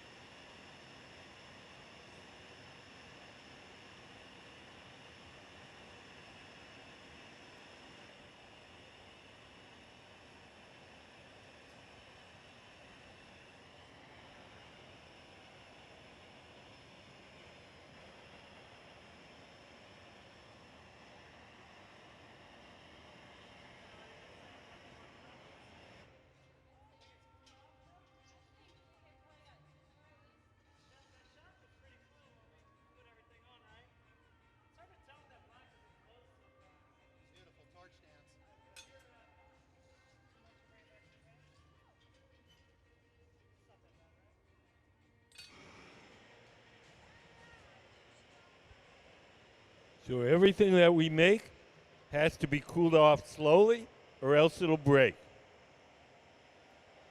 So we're going to take it off the metal rod and place it in our annealing oven where it will cool slowly overnight. You'll see when we break it off, there'll be a little extra clear glass from where we held it. When that cools down, we'll take a diamond saw, cut that off, and grind and polish it, and that'll all be gone. When we're making something fancy like this, we always leave a little extra glass stuck to it so we don't have to break it off perfectly, and then we can grind whatever's left off and polish it. It'll be like it never was attached to anything.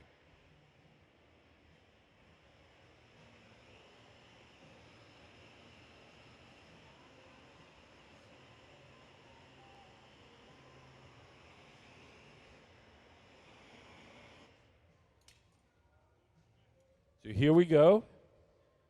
We dip those tweezers in water, drip a little water where we want the glass to break. One of the glass blowers is ready to catch it.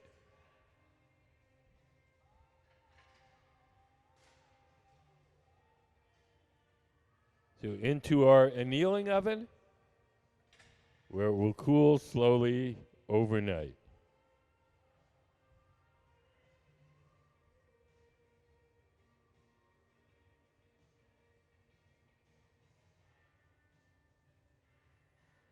Okay, let's have a big hand for the Museum of Glass Hot Shop team, Gabe Feenan, Sarah Gilbert, Courtney Branham, Maxime Bouquet, and for our guest artist, Ben Beres.